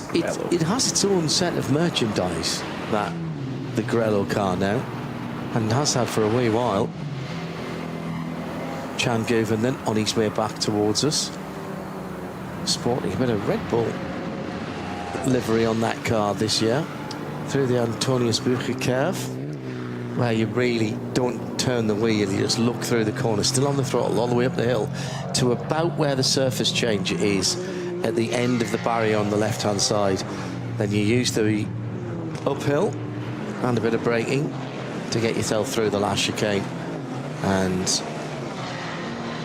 Can Guven stops the clock at an 8:41.384. That is no improvement to his time. No, and at the moment we've got a slow zone at Metzgesfeld about halfway through the lap, which will stop any kind of hot lap being set. But for Manthey, the times are meaningless. They're in top qualifying anyway. They've got a really quick car, and their pace has shown that over the course of the qualifying races, and indeed in the third NLS race, which they took part in and won. But they're a quick car. They actually don't necessarily want to set any headline-grabbing times right now. No. Lamborghini going quickly at the moment. A couple of cars to keep an eye open for. We've got the Engsler Mercedes, the number 14 car, going nicely, thank you very much, but certainly watch out for Mapelli in the Lamborghini, the number 28 car, setting absolute top times in the first couple of sectors. Now, all right, that is only the Grand Prix circuit, but even so, that car beginning to pick up pace. He's done that and pitted. He's come straight back in, has he? Has Marco Mapelli. Interestingly, the Lamborghinis have been showing to be the quickest car on the Grand Prix track over the course of the season so far. Interestingly, must be one unique quirk of the car. They're one of 2 cars that's had a balance of performance change coming into the race since the qualifiers. So the Lamborghini has been given a little bit lower minimum wing angle and a little bit lower minimum rake. So the car should cut through the air a little bit better and should be a little bit quicker down the straight, which was where they were losing. But the other car that's the big story has been Porsche. Have completely dominated the season in the Nürburgring this year. They've had a very interesting change in their balance of performance. They've had 20 kilos removed, but they've had a smaller air restrictor by 1.5 mil, which means less air going into the engine, and therefore less power. But 20 kilos is a lot to bring off the car. So it's hard to say which one's got more of a. Obviously, you've got one positive performance change and you've got one negative performance change. How are they going to balance each other out? Are they going to balance each other? Well, we'll only really know on Saturday at about 7 or 8 o'clock, I would think. I think I'll take the weight out of the car for slightly less power. Round here, I would think so, because you're talking about lugging an extra 20 kilos about. You take that off, you'll feel that. And this is a long lap. That's additional mass that you've got to accelerate, you've got to turn, you've got to brake, you're going to wear your tyres more, you're going to use more fuel. I think that's a significant move. Amazing that they can. When was that? Was that since the last? Since the last qualifying races. Which was when? Last month, wasn't it? Yeah. It's about 4 weeks ago. So took me the better part of 5 months to lose 25 kilos. I'm not sure I could do it in 3 weeks. I can build it on pretty quick. Yeah. Kevin Estre getting ready to get on board the 911 Manthey Grello Porsche. I think we're going to see a we always see a determined Kevin Estre, but I think that particularly so. He was not furious, he was just absolutely gutted with finishing second at Le Mans a week ago overall, of course. It was his best ever result there overall. And yet he looked so disappointed because his crew had run the perfect race. Well, and this is where he can set that score right. I was going to say, Peter, I was talking to some of the Porsche representatives here earlier on today, and they, with the benefit of 5 days since the end of the race at Le Mans last weekend, have basically looked and crunch the numbers, as you would expect Porsche to do, and Porsche Penske Motorsport to do, and they basically said, I'm not sure we could have done any more. And in fact, they said, in all honesty, we shouldn't have been on the podium. And therefore, well done to Kevin and his 2 co-drivers and the team, because we didn't have the pace there, and that car is the one that started from the back of the 21 car field. So I think they come here with at a week's remove, a bit more of a sanguine attitude towards that. The fact that they were only 14 seconds behind at the line makes that story slightly different. But, and in fairness, they did say possibly it might have been a different story if we hadn't lost all that time when the safety car came out, because they were 40 odd seconds up the road. But that said, they, I think, are pretty happy with what they achieved. It's by far the best result that car's had in the World Endurance Championship this season in terms of its performance and being at the sharp end of things. But it's a big climb down from what they experienced last season when they won the World Championship. So that's the thing, is it's all a cycle. How do you think that affects the mood here? Kevin is a crossover. Most of the team are different. Well, Lawrence Vantor, who he was sharing the car with, is in the other number 16 Porsche. I mean, I think if everything you know, if the balance of performance change to the Porsche doesn't affect its performance much, it comes in as the favourite, as a brand, as a car. And one of them, the top running Porsches, are the 911 Manthey car, which Kevin Estre is in, and the number 16 Scherer Sport car, which Lawrence Vanthoor is in. So, and then you've got the two Falcon cars, which were in pre-race at the start of the year. Yes, you do, and that is, I mean, we discussed this a bit when we were on our way over from the mall. Was that I think this could be the best possible chance for a non-Michelin car to win, because Michelin have won the last 7 in a row. They've won 9 out of the last 10. They've been totally dominant, but the Falcon team are getting closer and closer, as they've done many times. They've had a very good run up to the Nürburgring 24H, good success in NLS, and the car is quick. And it seems that the Porsche itself, which is what the Falcon team are running, is looking strong as well. So I think this is Falcon's best opportunity to win the Nürburgring 24H. So 37 minutes left on the clock, and valuable time. It's not just the SP9 category, of course. There's a lot of cars here, a lot of teams competing all across the various classes, and track time is everything here at the Nürburgring. Track time is so important. So every single minute of practice has to be used to its maximum. We've got quite a gap after this. We're not back till 8 o'clock local time tonight, so once the checkered flag falls at 3 here, a 5-hour gap from our side of things before we go into qualifying for just the SP9 cars, and that's just a 15-minute session, and then another 15-minute session for everybody, which it's going to be a massive all skate. Sorry, not 15 minutes. 2015, so 8:15 to 23:30. So that's the longer night session. Tomorrow, the top qualifying, as it's called, is held a little earlier in the day. We'll be on the air at about 1:15. Expected that to take about an hour. Then the third qualifying session is from 4:15, and then we have the Falcon Drift Show later on at 7:30, and then Saturday we start off early with a 150-minute race, the ADAC 24H Classic, and we'll have coverage for that, of that for you. Peter and I getting up early to do that one. Yeah, would we miss that? Not a chance. That's 9 till 11:30 before warm-up at midday for 40 minutes. That'll be Bruce and Snowy doing that for you.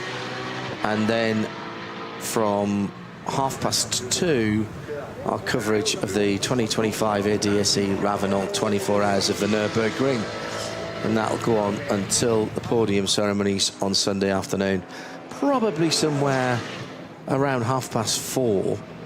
It's always a difficult one to predict, Peter, because there'll be a lot of people still on their last lap, and we have seen classes and major positions within the classes decided well after 4 o'clock here.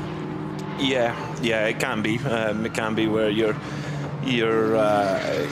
there's obviously post-race scrutineering, and yeah, it's not absolutely in the bank until the final results are published. Let's hope we don't have that situation, because it's always nice to call the race finish as we see it. At the moment, for the times that we've seen so far, and I'm not sure if these will be, apart from the #1 Audi, I'm not sure if these will be the times that set the last 5 spots in top qualifying, but as they stand, it's the #1 Scherer Sport PHX Audi, which I think that time will be good enough, of 8:14.162. I think that will get them in to top qualifying already. Then it's actually the number 54 Pirelli shod Dynamic GT Porsche. Then after that, the number 98 Rover BMW, the 27 Lamborghini, the 34 Aston Martin. That's 5 cars? No, one more. and then the number 37 Aston Martin they will all go into top qualifying if you were to chuck out a checkered flag now and not go and do the other qualifying sessions, which of course we will. So and I think it's quite cool that we've got a part of the qualifying tonight with SP9 only, which means they can get a clear track. Yes. So important, and I think that's, Joe was touching on it, why do the cars that are already in the top qualifying shootout, why are they not allowed to go out for the first quarter of an hour or so of the session? Again, that's surely just got to take cars off the racetrack and give the other cars a chance to make that run at qualifying.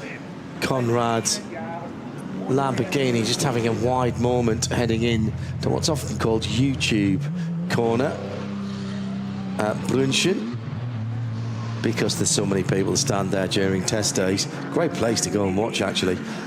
Should mention that the race night at ADAC last night was extremely well attended, and as pretty much always, everyone was on their very best behaviour. Proof that sunshine, alcohol and sporting events don't have to turn nasty. And well done to everybody that was there. There was a real party atmosphere. I was down there maybe 45-50 minutes before the cars came down. The police actually were just closing the road as I was coming out of that area of town, having picked up a few supplies for our accommodation. And really good atmosphere. Pavement stacked 2, 3, 4 deep, but everybody being very respectful to one another and to the cars that were still coming through this normal street traffic.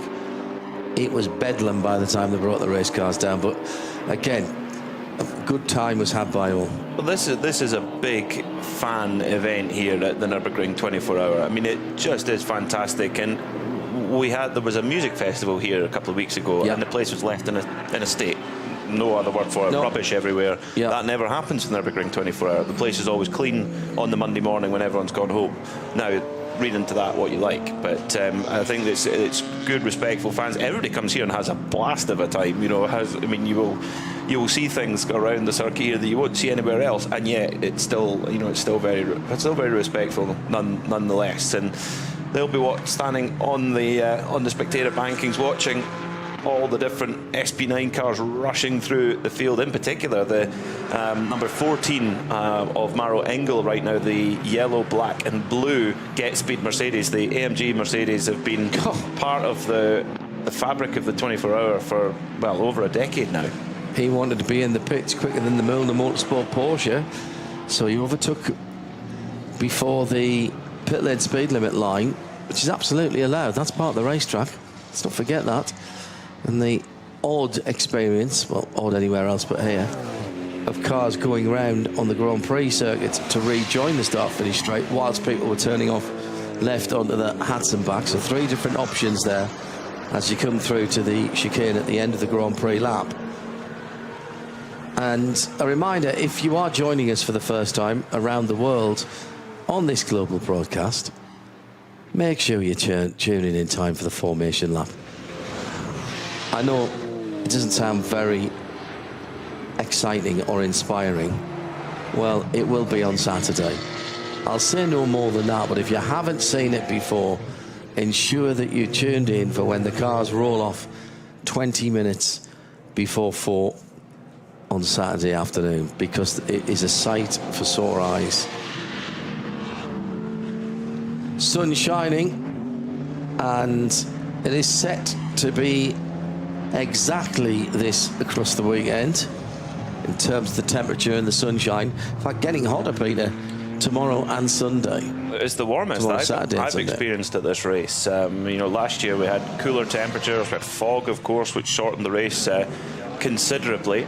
And then, of course, 2 years ago, it was fairly pleasant weather, actually, 2 years ago when Fricadelli took that emotional win with their Ferrari, the first year with the Ferrari, and it was a huge shock to the paddock. Fricadelli switching away from Porsche, getting into the Ferrari and taking that win Also another, you know, emotional win. You think Porsche's last victory 4 years ago when Kevin Estre took his first victory here for Manti, and he'll be desperate to get that win this year. I mean, they had a car to win last year, but the red flag just completely changed the narrative entirely, and who knows if it had run on to 24 hours. But as things stand right now, I think Manti are looking very, very strong indeed. This session particularly, the only time I think you could really read a great deal into is the top car right now, which is the number one Shera Sport PHX Audi 814.162.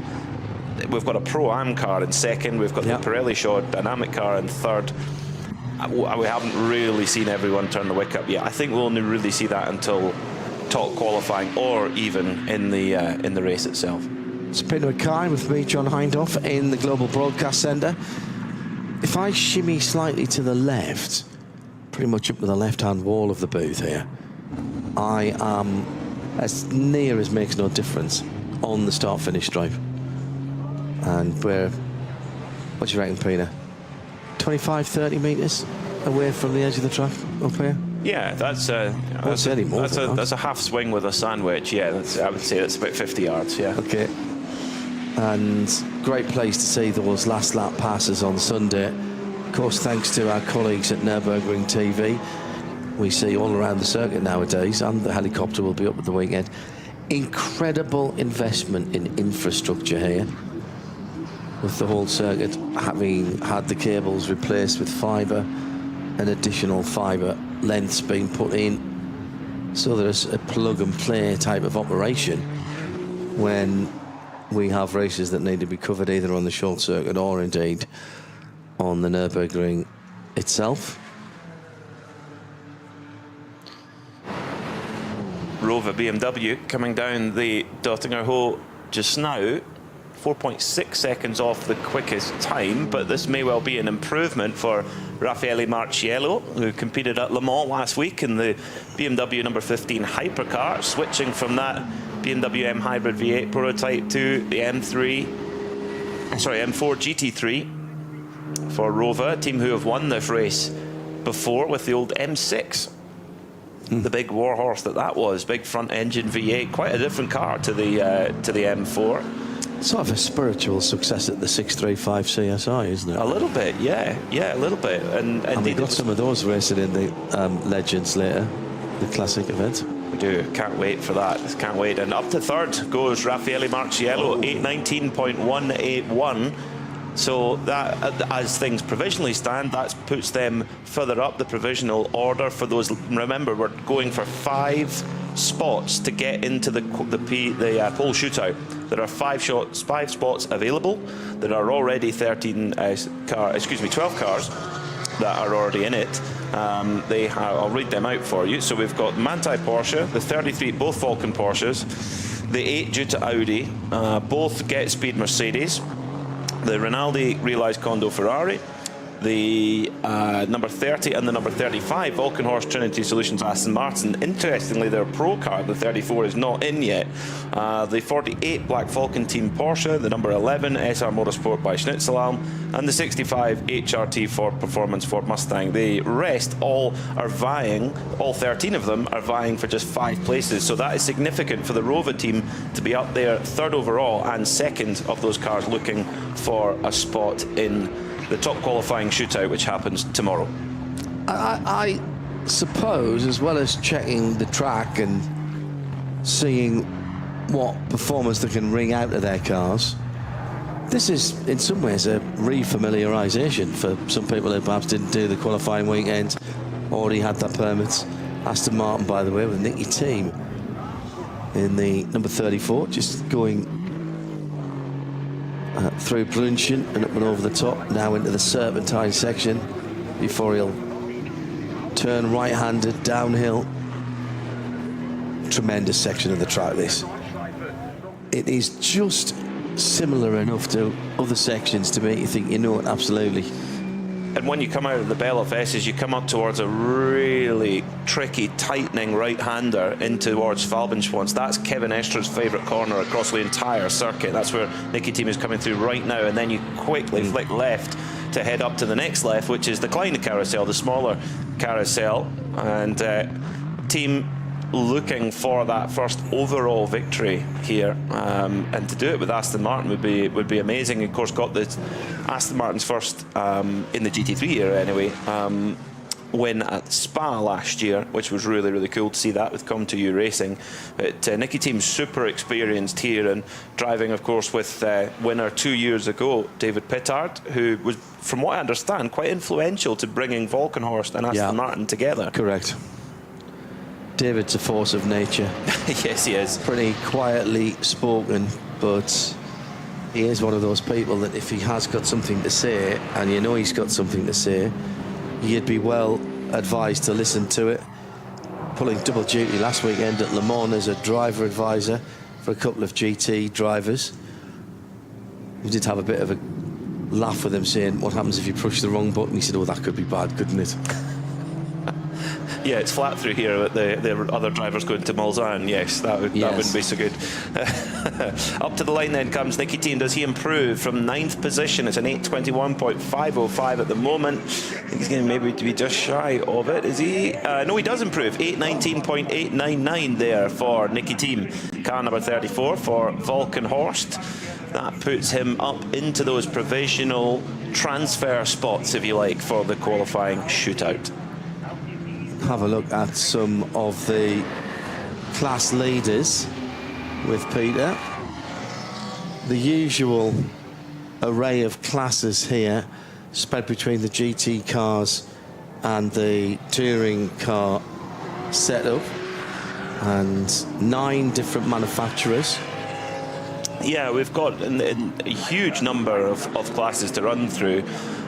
They go through this beyond SP9, the Cup 2 category, which is for Porsche 992 Cup cars with a control tyre. They run a Michelin tyre. That's 48 Lost Motorsport who are on top at the moment. Their best time is an 8:31.2. That's quicker than some of the SP9 cars. That's very impressive there. It shows you how strong a package that Porsche 992 GT3 Cup machine is. Then in AT2, that's the alternative fuels category. That is an 8-minute 43.231 for Max Kruse Racing with their 644 car. Then in SP Pro, car 347, Nordique Racing lead the way there. SP8T is led by the Toyota Gazoo Racing Team, car number 110. TCR is led by Hyundai Motorsport. Mark Basseng at the wheel of that Elantra TCR, car number 830. And there's an inter-factory rivalry there between the Hyundai Motorsport regular TCR superstars and the young and up-and-comers from the United States, who are very determined to beat their European colleagues. In Cup 3, it's Peter Kate who leads for SRS Team Sorg Rennsport. SP10 Pro Sport Racing lead in the number 175. SP10, that is for GT4 homologated cars. The Subaru Impreza WRX for Subaru Technical International leads in SP4T. Alternative Fuel 3, that's Max Kruse Racing as well, car 19. SP7 led by the Black Falcon Team, car number 70. Scrolling down the more of the order, we go. SP2T is led by the Toyota Gazoo Racing GR Yaris, car 109 there at the moment. SP3T is led by the no team name, led by Mr. Umamoto at the moment. How Nürburgring is that? In the BMW 240i class, it's GT3 Motorsport who lead the way in their 665 car.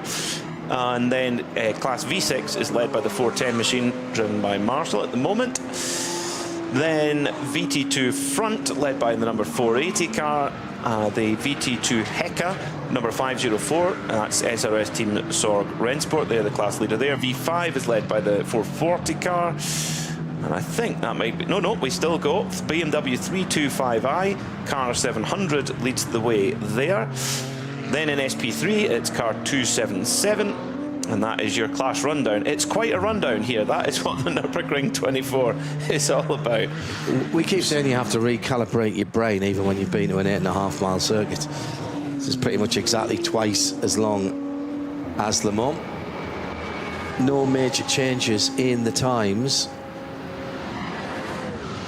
Still the #1 defending champion Audi leading it. Heading on to the Dottinger now. So that was about... When did he set that lap? Right at the beginning. Yeah, right at the beginning. Yeah, straight out, bang, straight onto the top of the timesheets for the... it's been driven by Marcus Winkelhock at the moment, but it was Christopher Hasse who put the lap time in at the moment.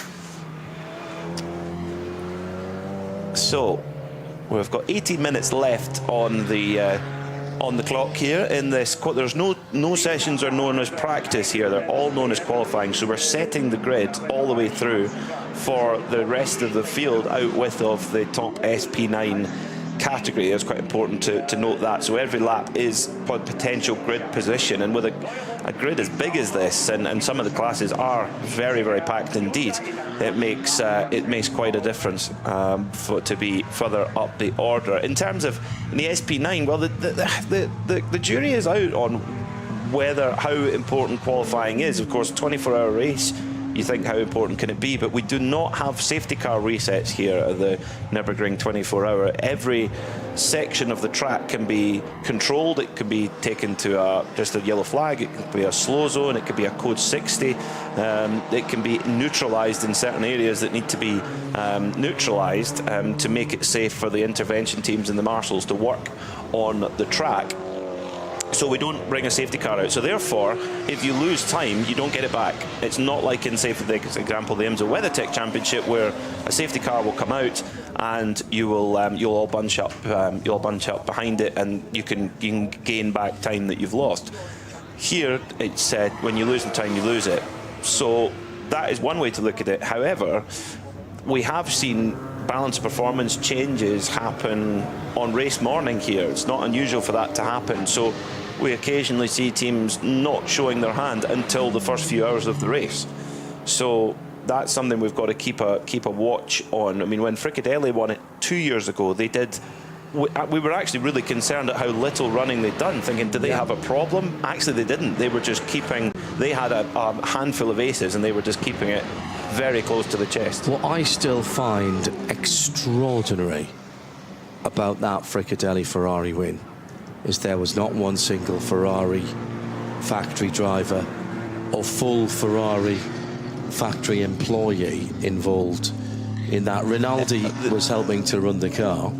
Quite a few a lot of red jackets and red shirts turned up on the Sunday morning, weirdly. Yeah, but it was quite an achievement for Fricadelli. I mean, Fricadelli had been a customer of Porsche for so many years, and Klaus Abelin, the owner of Fricadelli, was not happy with the support he was getting, and he gave them the opportunity, and they didn't, and he switched, and it was a big shock. It was really a big shock of him going to Ferrari, and also, it was a risk, but it paid off. Also, if you remember, he continued to compete with the Porsche when Porsche had a falling out with the authorities here about the BOP, and pretty much the only major team that was still running the Porsche was Klaus Abelin, and I think that started the falling out, if there was such a thing. But certainly it felt, Klaus basically is a racer, and he didn't like being told by anybody that he couldn't race, even if that was the people who he got his cars from. Well, the thing is, as well, as he put in an extraordinary amount of backing to enter an SP9 car is a very, very expensive exercise, and he did so, and as you mentioned, John, 4 drivers that he picked himself. So like you say, none of them were works drivers lent out to the team. They were all picked, some for fairly obvious reasons, in terms of Earl Bamber, Nicky Katzberg, who proper established factory stars. But David Pittard has worked very, very hard at his craft and has made his name on this very circuit, and that was he was chosen exactly. And likewise, Felipe Fernandez Lazar, who had he had been part of the Fricadelli setup for quite a while, and that was an opportunity which Klaus gave to Felipe. He believed he deserved the opportunity because he'd lost other opportunities, and that was paid off as well. So it was a hugely emotional day. It's certainly one of the most emotional days I can remember in my career, seeing that white and red Ferrari come across the line and see a journey of 20 years longer trying to win the race overall. Oh, yeah. Fricadelli. I mean, literally down the road. We drove past him, past his premises on the way up. I just heard a thud there, which caught my attention, and that is the Toyo Tires Supra that's gone in hard. It's Kazuto Kotaka, the number 160 car, right underneath one of the camera towers at the end of the Hatzenbach, and actually heard that before we saw it, and that was a pretty big thud with just under 13 minutes still to go. Sitting in 49th position overall. Beautiful dark blue metallic. I am attracted to a dark blue car, as anybody who knows me knows. Me too. Yeah. Amazingly, the Supra looks like it might be able to drive away, trying to pull the car. He's got a bit of rash on the side of the car. We saw a Valkyrie that had similar rash on the side of the car the other day, coming off the tourist laps and driving on the street. It was coming towards us, and we thought, oh, look, a Valkyrie, amazing. And then the Valkyrie came close, and then on the left-hand side we saw, oh no, there was just scuffs all along the whole side of it. Grello in the pit lane, and the front end receiving some attention. New set of Michelin's going on. Actually, that's the same tyre coming off, but have they had a wee bit of a drama? Was in the mid-20s. Kevin Estre has hauled it up to 14th position. It was 22nd when Kevin Estre took that car out. Ayachan Guven did the early part of the session. Kevin Estre has taken over. Obviously, Thomas Preining, the Austrian driver, and Patrick Pilet, the other driver. You'd say that was a decent lineup. Now, we've got a GT4 Cayman off as well, and that is a Cup 3 969 car. It's one of the Zorg Rennsport cars, and that's got suspension damage to the left rear. And as I say, it's the number 969 car. Interesting, Patrick Pilet, he's got a very, very good chance of winning the race this year because he's in two cars. He's in car number 16, the Sherasport PHX car, and the Manthey 911 too. So, yeah, couldn't really ask for much of a better opportunity, really. What about the regs in terms of how much time you can spend in each car? Because that's quite crucial. That I haven't checked yet.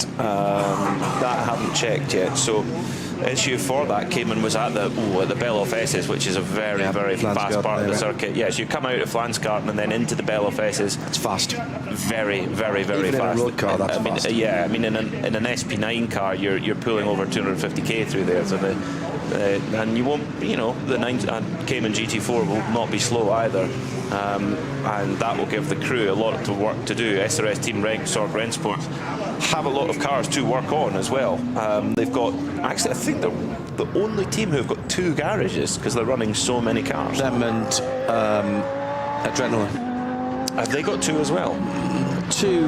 They've got the last two, I think, on pit out, bar one car. There's one car in there that's not theirs. SRS Zorg Rennsport and Adrenaline Motorsport will be the teams that you will hear us talking about in the class rundowns quite a lot. It was left rear suspension damage, by the way, and coming up to that part of the circuit now is the Hankook tyre entry Porsche. Now that's an interesting one in the Hankook colours, and that car with 4 flashes on. Now, is that just because of the slowdown zone, or does that have its own problem? It came into view very, very slowly, Peter. It's double yellows here, so that's Marco Holz's Hankook Competition Europe machine. So in SP9 for the number 55 car. This car, there's the white, black, and orange machine. It's a fantastic livery, and it's when we saw it in the pits yesterday when we did our pit walk for Mittwoch Motorsport. Yeah. It's now going to be known as. They had a cuddly toy Tigger sitting on the roof, so I wonder if the car has been called Tigger. It certainly Tigger colours. Tigger, the Disney character, that is, of course. I think there is a problem with that Hankook car. You're right, John, because some of the other cars have gone streaming past. So, and I don't see any damage to the tyres. So it could well be something different there. It's a bit of a worry, isn't it? There's quite a few. Porsches are quick, but we've seen a few with problems already in this opening session. It's not a particularly long session, and we're an hour and 52 minutes in, and we've seen a couple of problems for the Porsches. So, a couple of quotes coming in. Norbert Siedler, who is in the Audi GT3 Evo 2, the number 84 car. I'm happy to be back. Haven't been here for 3 years. And actually, I didn't want to drive anymore, but then I got a call. It all has seemed cool to be here in the past. Being in a team that's for Austrians is, of course, fun. We'd rather not talk about the weather because you never know at the Nürburgring, but it's looking good. We hope it stays dry. Although we're well positioned in the rain with Michelin. First of all, we want to get the blue light and make sure we get into top qualifying. If we end up the top 10, we'd be satisfied. That blue light, actually, don't all the SP9 cars get a blue light now? Good question. Because they changed that a couple of years ago. He's been away. Robbie's been away a little while. Yeah, I presume it must mean that you ought to get into the top qualifying then by what he's saying there. But the idea is that I was sitting in the driver's briefing this morning, and there is no blue flags here at night. There is during the daytime, but not during the night. And the replacement of that is the top SP9 cars have a flashing blue light in the to warn cars behind them that they're coming, because in the dark trying to judge the closing speed is quite difficult, and the speed differential is just enormous between some of the lower class cars and the SP9s. A lot of drivers talking about how lovely the weather is out there and how they're enjoying the weather. Interesting. From who did I just see that was saying that they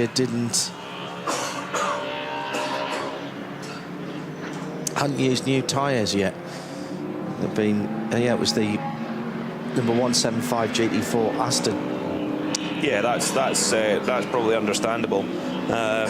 Some of the teams have infinite budget where they can throw new tyres on whenever they like. Some of them don't. This is a very expensive exercise for a privateer team, so some of them might keep their tyres for a qualifying run later in the week when the track's rubbered in a bit more. They might think we're going to do it in cooler temperatures because the temperature is pretty warm out there, so they maybe want the track to cool off a little bit. If you've got the resource, perfect, throw them at the car, but it's not always the case. Amazing to see the blue oval here at the Nürburgring. They belong here racing in Germany, and it's wonderful to see them Ford pair up with one of the top teams here at the Nürburgring, the HRT Haupt Racing team. At the moment, the top running of those Ford Mustang GT3s is in 16th place. It's just been brought into the pit lane by three-time Nürburgring 24-hour winner Frank Stippler, who has jumped across various cars this year, but he's settled in the HRT squad with that Mustang for this year's 24-hour race. Can he make it a fourth win? Well, that would be quite a story for Ford to win on their debut here. But at the moment, their quickest time is 10 seconds off the top time. But I wouldn't expect to see them put some big lap times in early on in the week. And finally, Peter, onto the start-finish straight, but of course not able to come directly into the pit lane. Here comes the Hankook Porsche. They cannot get access to the pit lane here, and in fact, as they come into the front straight, there's a Golf TCR coming out onto the start line. Those cones will not be there during the race. We have to keep making that point. This is only for these early sessions. That's right, yeah. So it's just for the early sessions for the qualifying. Basically, it means that you can go. You don't have to go all the way around the Nordschleife to actually start a flying lap. So that's the idea: is that you cut out the. And you don't have to come back through the pits either. Yeah, exactly. So you can just get on with it and get your flying lap in. It's a really good idea, actually, fantastic idea. And then, but in the race, you of course will enter the pit lane in the normal way.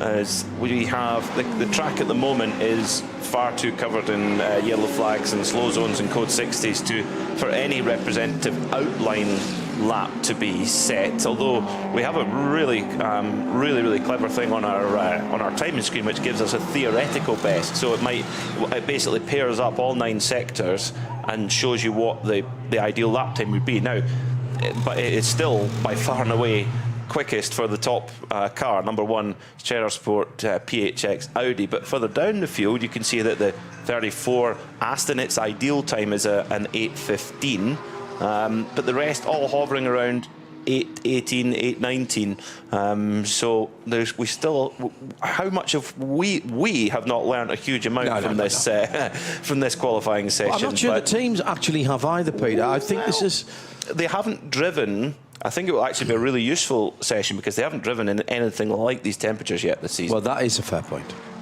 Yeah, 3 minutes to go, and anyone who's in the pits now won't get another. Actually, no, of course they will. They would be able to nip out round the back, and that's the advantage of what Peter was saying earlier. But you'd have to go now to get out and round and start another flying lap. The Falcon 888 and the Porsche alongside it. Falcon have down through the years been great supporter of this event, and I think I'm right in saying that every year that we've been here, so that was from 2007 onwards, Falcon have had some interest in the race. They are the official tyre sponsor of the race. Left rear puncture on the Hankook car, and it didn't get all the way around the Grand Prix circuit. But at this point, with 2 minutes to go, it doesn't really matter. They'll use one of the snatch vehicles to pull that out of the way. He's ran past the Haig hook at turn 1, and they can drag him back into the pit lane there. That's quite amazing discipline from Marco Holzer for the tyre to just slowly deflate. They probably would have got a warning on the dash that the pressure was dropping, and instead of pushing too much like you would in the race, actually just limped it back very slowly, and the air slowly gone out of the tyre. And what he's done there is avoided any damage to the drive shaft, to the bodywork. Getting at the Hankook competition mechanics, which I believe have a bit of help from Manthey, are going to be very happy with that. Spin for the multicoloured, one of the 2 multicoloured Astons, and that I think is one of the SP9 Pro-Am cars. Yes, it is. The Trinity Solutions GmbH car, and it's you've got the entry list there, but the entry list is there's 2 Brauer. 2 Peters. Now the car number 30. Yeah, that is for Trinity Solutions. This is the Volkenhorst team coming down into the Goodyear hairpin. It's just actually quite a quick hairpin because it's quite positively cambered and just loops it around. No harm, no foul. If you're going to make a mistake, make it on the Grand Prix track. Don't make it on the Nordschleife. Well, and you can actually just get back quicker as well, can't you? Because once he gets that fired up and pointing in the right direction, it'll be grand there. Yes, Christoph Breuer in that car, who was entered on the 786 Lamborghini as well earlier on. Now, I'm not entirely certain if he still is on that Lamborghini. Yes, he is. So he's got. Excuse me, no, he's not. It's Jörg Breuer who's in the number 30 Trinity car, and it is Christoph Breuer who's in the Lamborghini 787. So they're driving along with the team boss, with Henry Volkenhorst himself and Stefan Aust and Christian Ballrath in that number 30 Aston Martin Vantage AMR GT3 Evo. They've got the new Evo package, which was launched last year, and not all the Aston Martin teams have it. A few of them running in the older configuration. That is effectively the art car for the RTL television telethon, the donation marathon, as it's called, for children's charity. There's 2 cars in those very distinctive colours. That now that I've been told that, I realise that's a sort of a cross between being a TV test card and cartoon children on the car. Time has run out on our first session, but of course anyone still on the circuit will be allowed to finish, so we could well get into 6 or 7 minutes of effectively time added on.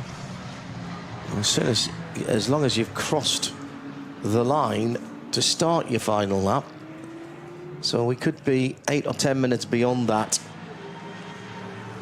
A couple of people who have just mistimed it coming back on the start-finish straight from out in the pit area.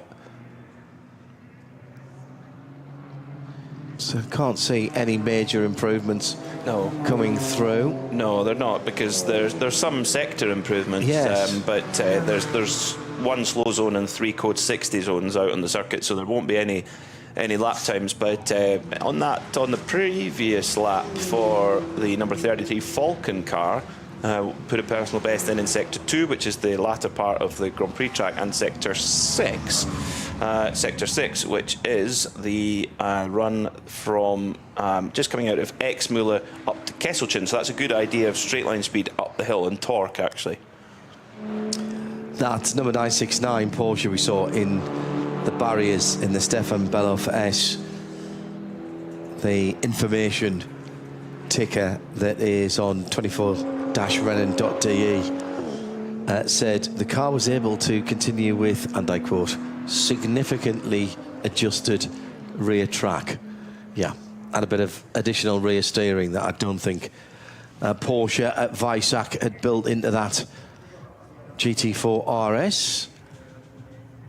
Sven Muller from the number 33 Porsche 911, one of the 2 Falcon cars, speaking down in the pit lane a moment or 2 ago. The Nordschleife is always something special today. It's very hot. There's generally not a lot of grip on the track, but I think it will get faster with every lap as the rubber goes down.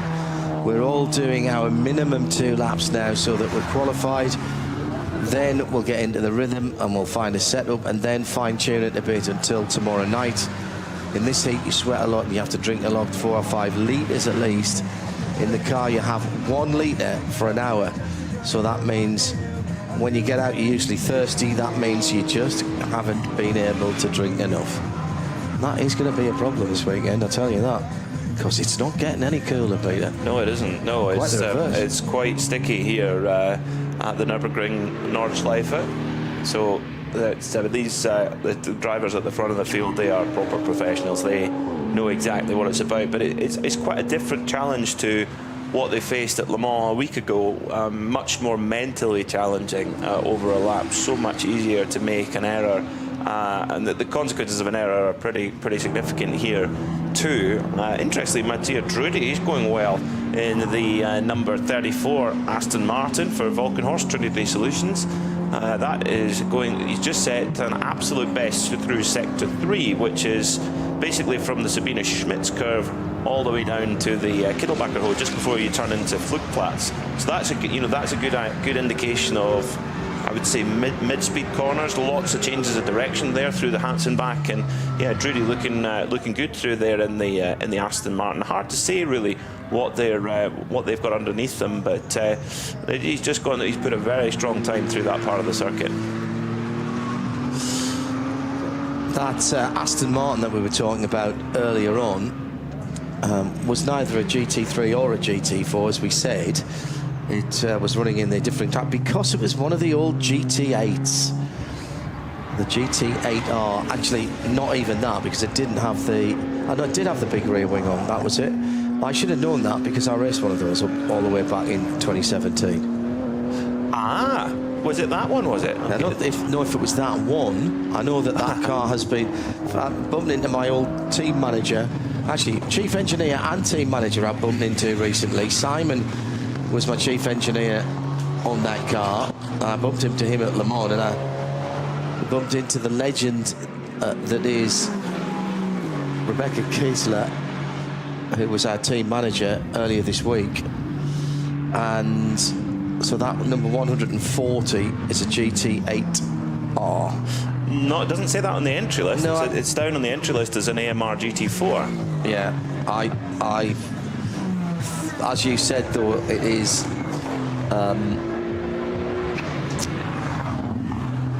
it's not in the GT4 class, though, is it? No, it's an SP8T because it had a different aero. It's out, so if it's a GT4 car, as it is homologated, it goes in SP10. Correct. That is just for GT4. So it looks like it's a GT4 car that's had aero changes rather than a GT. Which, in point of fact, is what the GT8 was. But it was not. It was kind of refined for here. Much bigger rear wing, which it gives you a lot of stability here, but it does make you slightly slower. Made us quite slow down the back straight at Kota in that car. Our hashtag this weekend, by the way, at RSL_studio, RSL19N24. RSL19N24 is our hashtag. Matteo Drudi now touring in. Slow zone. Still in the slow zone for that incident earlier. But on that final lap, Drudy showing a little bit of what they've got underneath them in that number 34 Volkenhorst team. This is year 2 of the programme, and they didn't really get the chance to show their ability last year because they were involved in an incident on the opening lap. The drama of the opening lap last year, when we had changes on the grid up to the very last minute. Do you go on dry tyres? Do you go on a cut slick? Do you go on a full wet? And it was, is it going to rain more? Is it going to stay the way it is? It was so tricky. And the Volkenhorst Aston got together with the Get Speed Mercedes on just a difference in tyres between the two of them. The Volkenhorst car was on the drying wet Michelin, and the Get Speed car was on a cut slick. And they got together at Adner Forst, and that just held the Volkenhorst team back, and they weren't able to challenge, unfortunately. But we'll see how they go this year. Intriguing session here, I would say, with the number 1 Sheriff Sport Audi going on straight out and putting in that hot lap, taking advantage of a clearer track. 8:14.162. That is the fastest time we've seen in this opening qualifying session. Will that be enough to get them into those top 5 transfer spots into top qualifying? Possibly. And if you've just joined us and you wonder what we're talking about, there is what amounts to a single car runoff. We don't wait for the cars to do the whole lap, but everybody gets set off at 10-15 second intervals, and that will set the front half of the grid. That comes up tomorrow, and there are 5 spots left in that haven't been taken up by a relatively complex calculation of the NLS and qualifying race results from the earlier part of the season. It only applies to the SP9 cars. Everyone else will qualify with their times in the qualifying session in the other classes. But there's nothing to stop an SP9 Pro-Am car getting into there, and they would be allowed to take their place, should I say. That's right, or indeed an AM car, because the AM cars are classified as Pro-Am for that. But absolutely, that's possible for that. In fact, there's 14 cars that are going for those 5 places, so I don't like those odds, really. So there could be some high-profile disappointments in there. I mean, the cars that are trying to qualify, both Sheriff Sport cars, the number 1 Audi and the number 16 Porsche from Sheriff Sport PHX, all of the Lamborghinis, the number 7 Conrad car, the 27 and 28 Apt cars, the 34 Volkenhorst cars, so the Pro Volkenhorst cars trying to get in, the 37 Pro Sport Aston Martin, the 54 Dynamic Porsche, the 55 Hankook car, 2 out of the 3 Ford, 63 and 64, the 84 Audi, the 98 Rover BMW, and the 786 Lamborghini. In the classes, the GT4 class, that's SP10. It was 185 ahead of 187 and 67. I'll let you look through because I'm going to rattle through these. In GT4, 175 Aston ahead of the 187 and the 67. In the smaller Porsche Cup class for the GT4s, it was 959 ahead of 962 and 977. In the BMW M240i Racing Cup, the 665 ahead of the 650 and the 658. In the 992 GT3 Cup class, 948 ahead of 901 and 900. Max Cruiser Racing with the top 2 in AT3, 19 and 76 out of the 808, and the 100 BMW 325i heads its class. We'll take a break from track action here at the Nürburgring for a little while, and we'll be back in action with the SP9 cars at 8 o'clock this evening. Join us then. Bye-bye.